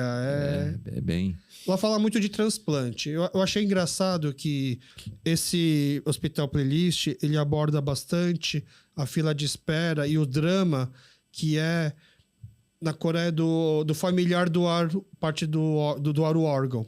Então, aquele do tipo, o paciente não quer aceitar com que o filho ou o irmão doe o órgão. Então, a novela fica muito em cima disso e fala muito também sobre essa questão da fila dos órgãos, da espera. Na Coreia tem muito transplante intervivo, porque talvez por causa do budismo, entendeu? Ele não aceita o órgão de cadáver. Cadáver tem morte cerebral. Então, você vê que o melhor lugar que faz cirurgia de fígado é em Asan. Não é mais nos Estados Unidos. Então, geralmente, um familiar doa metade do fígado em transplante. No lugar assim a gente faz a cirurgia. Aqui no Brasil também se faz isso. O primeiro lugar que fez a cirurgia foi aqui no Brasil, na verdade. Tá. É o doutor Silvano Raia e tem um doutor, ele é pastor, né? Fiquei com ele em Miami. Doutor Medina, eu não lembro bem o nome dele, mas eles fizeram o primeiro transplante intervivo no mundo, tá certo? Então, um familiar, alguém que for compatível, doa metade do fígado junto ao lobo direito, que é o lobo maior, tá certo? E essa questão de doação, doador cadáver, talvez tenha uma coisa meio cultural e religiosa, entendeu? Então, tem muito doador vivo na Coreia, entendeu? Não tem doador cadáver, né? Então, esse oriental é muito mais evoluído. Talvez a Coreia tenha uma habilidade manual para o transplante muito grande, que eu vejo os médicos de lá. Eu vou mandar depois pelo WhatsApp o link dessa série. Eu assim, para depois saber o quanto é fantasiosa ou não, ou o quanto em medicina ela é válida. E por último, né, que é a questão da música no Noreban. Da música no Noreban, eu fiquei 1 mês e meio na Reset Seu com os colegas, né? E saía bastante pro Noreban? Porque tinha R1, R2, os moleques tudo caindo aos pedaços, né? Porque o pessoal trabalha demais. E sexta-feira à noite era dia do Surgeons Day, né? Dia dos cirurgiões. Então, primeiro a gente ia para uma cervejaria, né? Depois ia para o night club. Então, e lá era Noreban, todo mundo tinha que cantar. Eu canto mal, falo mal coreano, né? Então, eu sou fã dos Beatles, né? Então, eu cantava sempre a música Yesterday. Yesterday? Uma música difícil cantar. Do Paul McCartney, né? Então, fazia sucesso? Eu toquei piano muito tempo, então eu tocava em piano às vezes, né? Toquei piano clássico muito tempo, então eu tenho piano até hoje, não tenho mais tempo, né? Mas essas músicas dos Beatles sempre mexeu muito comigo, entendeu? Desde quando eu era jovem. Então o senhor era o filho que todo pai coreano queria ter. Você sabia tocar piano e ainda virou médico. Eu não sei se tocar piano. Tocando piano foi uma coisa da minha mãe, né? Minha mãe é terrível, né? Dá uma lapiseira e pimba na mão. Quando você tocasse errado, né? Falei, aliás, assim, eu fiquei curioso que você comentou. Você jogou basquete no Palmeiras? Isso foi que época? Isso foi na época que eu estava no colégio. No colégio. Eu era o baixinho do time. Mas o senhor é alto, mesmo assim. Eu era o baixinho, agora já encolhi 2 centímetros, né? Mas eu comecei treinando no DEF, no Ibirapuera, que era de gratuito, eu não tinha dinheiro. E a influência por causa do Palmeiras, por conta da... futebol não quer jogar melhor que os caras, entendeu? Eu sempre gostei de basquete, gostei de NBA. E na época, quando eu fui fazer um curso de inglês pela primeira vez, no 4º ano, minha mãe pagou uma pasta, fiquei na casa de um parente, fiquei no UCLA, né? E lá tinha os basquete de rua, né? Street basketball. E os caras eram incríveis. Eu não conseguia relar a bola na mão com os caras lá. Então, eu jogava todo dia lá no Ibirapuera, sábado à tarde e domingo de manhã. Ficava o dia inteiro jogando basquete lá. Aí, eu tive uma época que eu queria pegar o CPUSP, a Santa Casa já pegou a USP, então eu prestei direito na USP, na São Francisco, eu passei. Então, só para pegar a carteirinha. Aí comecei a fazer... Você passou em São Francisco só para pegar a carteirinha? Mais ou menos. Eu gostava de direito. Tá. Porque eu tinha um colega no colégio, que era o doutor Nicoleles, era juiz de direito e estava jogando um carro super famoso. Então eu achava aquele carro preto, né, motorista, muito chique, né? Então eu falava muito com ele. Ele era juiz de direito lá na João Mendes, não, era na Praça da Sé, que era direito criminal.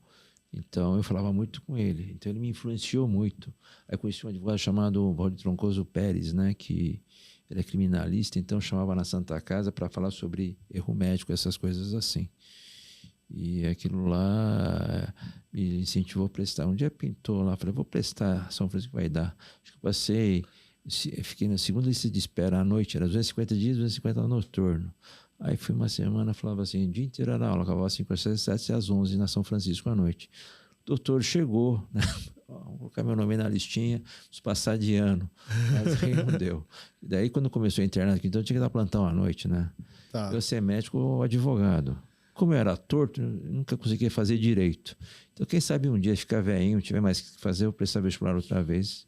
Eu tenho, porque assim, eu tenho uma dúvida que eu já entrevistei aqui um podcaster, que ele tem o maior podcast sobre o Palmeiras, da nossa comunidade coreana, né? Ele tem o maior podcast, ele participa do maior podcast do Palmeiras. E eu fiquei na dúvida assim, na minha época, eu não enxergava tantos palmeirenses da minha geração. Sou palmeirense. Eu vi na biografia e eu só faz questão de... Eu fui morar na Moca. É por causa disso? Na Moca eu tenho a italianada. E domingo tinha o quê, né? Não tinha... Tinha tudo Podia pobre. torcer pro Juventus, mas aí eu ia jogar futebol na rua. A gente colocava duas pedrinhas, né? Jogar futebol de rua. Então eu morava na rua Dom Bosco, com a Coronel Diogo. E aí fui do Mancha Verde, até com um amigo meu, tinha outro amigo coreano que era palmeirense roxo, então eu acompanhei essa geração de futebol. Então, quando apareceu na década do Pelé, então acho que é 69, 70, foi no México, nossa, aquilo lá foi demais, né? Então, mas... Futebol é uma coisa muito linda. Os primeiros coreanos eram palmeirenses. Eu não sei, talvez por influência lá. E quando, porque o Palmeiras ganhava, tinha uma época vitoriosa. Eu morava numa vilinha que quando... Primeiro eles chamou para comer lá, a vizinhança era muito unida, né? Eu fui comer uma macarronada. Nossa, nunca tinha comido uma coisa tão boa na minha vida. Eu comi macarrão e virei fã da macarronada. Tá. Aí o meu tio, que era anestesista, comprava presunto de salame. Então, nossa, aí virei presunteiro, salame, frios. Eu me dizia que tinha que casar com uma italiana lá no Bexiga, né? Entendeu? Então eu fiquei fã, sou fã até hoje, entendeu? Só que por causa do colesterol, eu tenho que dar uma segurada. A esposa não compra, mas eu como escondido. Mas a influência palmeirense talvez é porque na época o Palmeiras vivia um bom momento com a academia do Ademir, eu acho que é por causa dos colegas lá, né? Daí eu operei um paciente que era do Allianz Parque, né? Eu levei meu filho a São Paulo e Palmeiras. Meu filho é São Paulino, né? Tá. Só que Palmeiras tinha tomado de 2-0 do São Paulo, tinha que fazer pelo menos 3 gols, né? Palmeiras fez de 4-0. Então, não precisa lembrar desse jogo. Eu não tenho boas memórias. Eu sou São Paulino. Eu fui assistir esse jogo e era numa... Tipo assim, era num lugar fechado. Tinha comes e bebes. Não sei se foi tanta luxúria. Eu quase não fui assistir futebol. Fui com meu filho quando estava em Roma, né? Roma e Real Madrid. Pessoal com senhora, tudo, sabe? Esse jogo de beisebol lá em Nova York e essa vez no Palmeiras, adorei. Encontrei vários amigos lá, né? Daí eu falei assim, próxima vez quando tiver no Allianz Parque, eu falei, eu vou. Não, por favor, não deu azar pro São Paulo. Pode ir em qualquer jogo, só não vai no contra o São Paulo, por favor. Aí eu falei assim, mas você vai tomar um naco aqui, né? Aí cheguei lá, Palmeiras 4-0. Eu falei, não acredito. O meu filho passou mal, não. Pai, não quero comer, o meu caçula é São Paulino roxo. Mas bom, o senhor é palmeirense velha guarda, antigo, fez parte da mancha. Eu não sou assim, inveterado, entendeu? Mas quando tem um joguinho, o Palmeiras tá bem agora, né? Mas naquela... É porque assim, eu não quiser responder, não tem problema. A gente até edita essa parte mais polêmica que eu vou perguntar agora. Naquela época não se falava que o Palmeiras tinha mundial. Eu nem lembro, meu. Aí, se falasse, lembraria, né? Eu nem lembro se tinha mundial, entendeu? Eu só sei que tem uma vez tinha aquele chamado Jair Pisserni, era um técnico do São Caetano. Ele deu tapa no jornalista, inclusive, eu sei. Ficou famoso. Eu operei ele. Jair Pisserni. Porque o Paulo Forte, que era o médico do São Caetano, era meu amigo. Então, você quer operar? Manda, né? Mas aí eu falei, Jair, não sei o quê, né? Aí você vai, ele falou assim, ele ia pro Guarani, pro Palmeiras. Eu falei, vai para a Arábia Saudita, me leva junto. Vai ganhar $1. Aí a apelido virou, não é Jair Visserni, ele perdeu lá no Japão, lembra? E o time dele, o São Caetano, foi vice-campeão brasileiro também, perdeu do Vasco. É que São Caetano estava em ascensão. Era o time do Ademar. O Jair Pisserni é muito tranquilo, sabe? Entendi. Porque eu fiquei pensando assim, porque hoje tem uma nova geração de coreanos palmeirenses que eu fiquei tentando assim, por que diabos tá saindo tanto coreano palmeirense agora? E aí é porque eles são os filhos, ou os filhos dos primeiros coreanos da década de 60, que pegaram o fim da academia. Os meus filhos são paulinos inveterados, entendeu? Quando tem gente do Palmeiras, olha, De repente passa a câmera e diz, o que esse moleque tá fazendo aqui? Foi com os amigos lá, né? No jogão lá, com chapéu, bandeira. Com a faculdade dele, né? Fico preocupado, né? Por causa da violência no futebol, mas... fazer o quê? Mas tá bom, alguém precisou salvar a família escolhendo um time bom. Tá bom? Mais uma vez, assim, eu queria agradecer a sua presença, pelo seu tempo, compartilhar tanta história. Fica aqui o convite para quando tiver novidades, quiser... A gente estava até comentando o quanto hoje em dia médico está ganhando com o curso, né? A gente tem um estúdio aqui, uma estrutura. Se precisar de alguma coisa de câmera, microfone, é a nossa especialidade, fica aqui também. Tranquilamente. A gente está investindo muito nos cursos para médicos, né? E o objetivo que eu tenho na vida é trabalhar muito com reabilitação intestinal. Paciente que opera, geralmente não dá, fica com a barriga, o intestino para fora, a barriga aberta. Uhum. Então eu tenho muitos pacientes, a gente tem operado esses pacientes e quando no último recurso é o transplante. Então, o transplante foi uma ideia que começou no 5º ano. Porque chegava no pronto-socorro da Santa Casa, abria a barriga e o intestino está preto. Mas 60%. Então, fecha, eu chamo o padre. Aí, apareceu 3 casos. Aí, fui brigar com o chefe de plantão. Quem que era? Estudante de medicina brigar com o chefe de plantão. Alemãozão, né? Ficou bravo comigo, né? Eu também, você vai ver, eu vou estar certo. Eu vou te provar que eu estou certo. Daí, depois de 30 anos, para provar isso. Comecei operando rato, depois... comecei a operar porco. Fazendo transplante de intestino intestino nos animais, né? Depois a gente fez em animais diferentes. A gente está desenvolvendo um transplante, chama transplante anorretal, não existe ainda, entendeu? Nossa ideia vai longe, a gente viaja muito. E aí Canadá e Estados Unidos, quando a gente estive em Miami, me ajudou muito. Canadá fiz a parte experimental, fiz um doutorado lá e depois em Miami... consegui ver muitos pacientes. Meu chefe era um grego sangue que chama Andrés Tzaskis. Eu tinha passado lá, queria ter ficado lá, tinha chance de ficar lá, minha esposa resolveu voltar. Então eu tive que voltar, fiz 3, 5 anos. E o colega meu ficou lá e virou chefe de Miami, chama Rodrigo Viana, chefe de todo o transplante da Universidade de Miami. Para ter essas ideias de começar a transplantar em rato, para depois vir para a gente. Aquele ditado de que médico e louco. Pesquisa translacional. Então, a gente vai ter um congresso agora em Chicago, né, de pesquisa, a gente vai falar um pouquinho, para treinar meu inglês, entendeu? Então a gente começa com a ideia no rato até chegar no ser humano, entendeu? Tem que ser bem... A gente viaja um pouquinho, né, com as nossas loucuras, né? Mas a loucura uma hora acaba dando certo. Só que essa loucura demorou 30 anos. Então a gente tem o primeiro transplante de intestino que deu certo, já tem 8 anos de sobrevida. O moleque chegou praticamente morto, né? Não andava. Geralmente, 80% dos casos são operados em outros hospitais. Entendeu? Uhum. Então, geralmente, quem entrega em contato com você é a família, você acaba aceitando, né? Mas são longos tempos de internação, de algo custo muito caro, entendeu? Reabilitamos o paciente. Então, foi um milagre, né? Esse menino está vivo. Tem a barriga tanquinho hoje em dia, que é o Lucas Moreira, né? Ele é de Mauá. Tá certo? E é uma outra vida, né?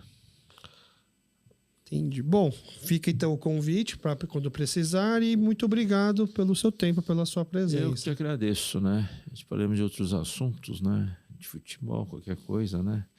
Faz parte. É o que a gente conversa bastante. Assim, não tem um roteiro, uma pauta. A gente vai até onde a conversa vai levando. Porque são conversas, né? Não são aulas, né? Uhum. Predominantes. Não foi difícil, né? Foi fácil, tranquilo? Foi fácil e agradeço pela oportunidade, né? E fico à disposição. Muito obrigado e muito obrigado para você que ficou aqui com a gente até o final. Nos encontramos novamente na próxima terça-feira. Valeu!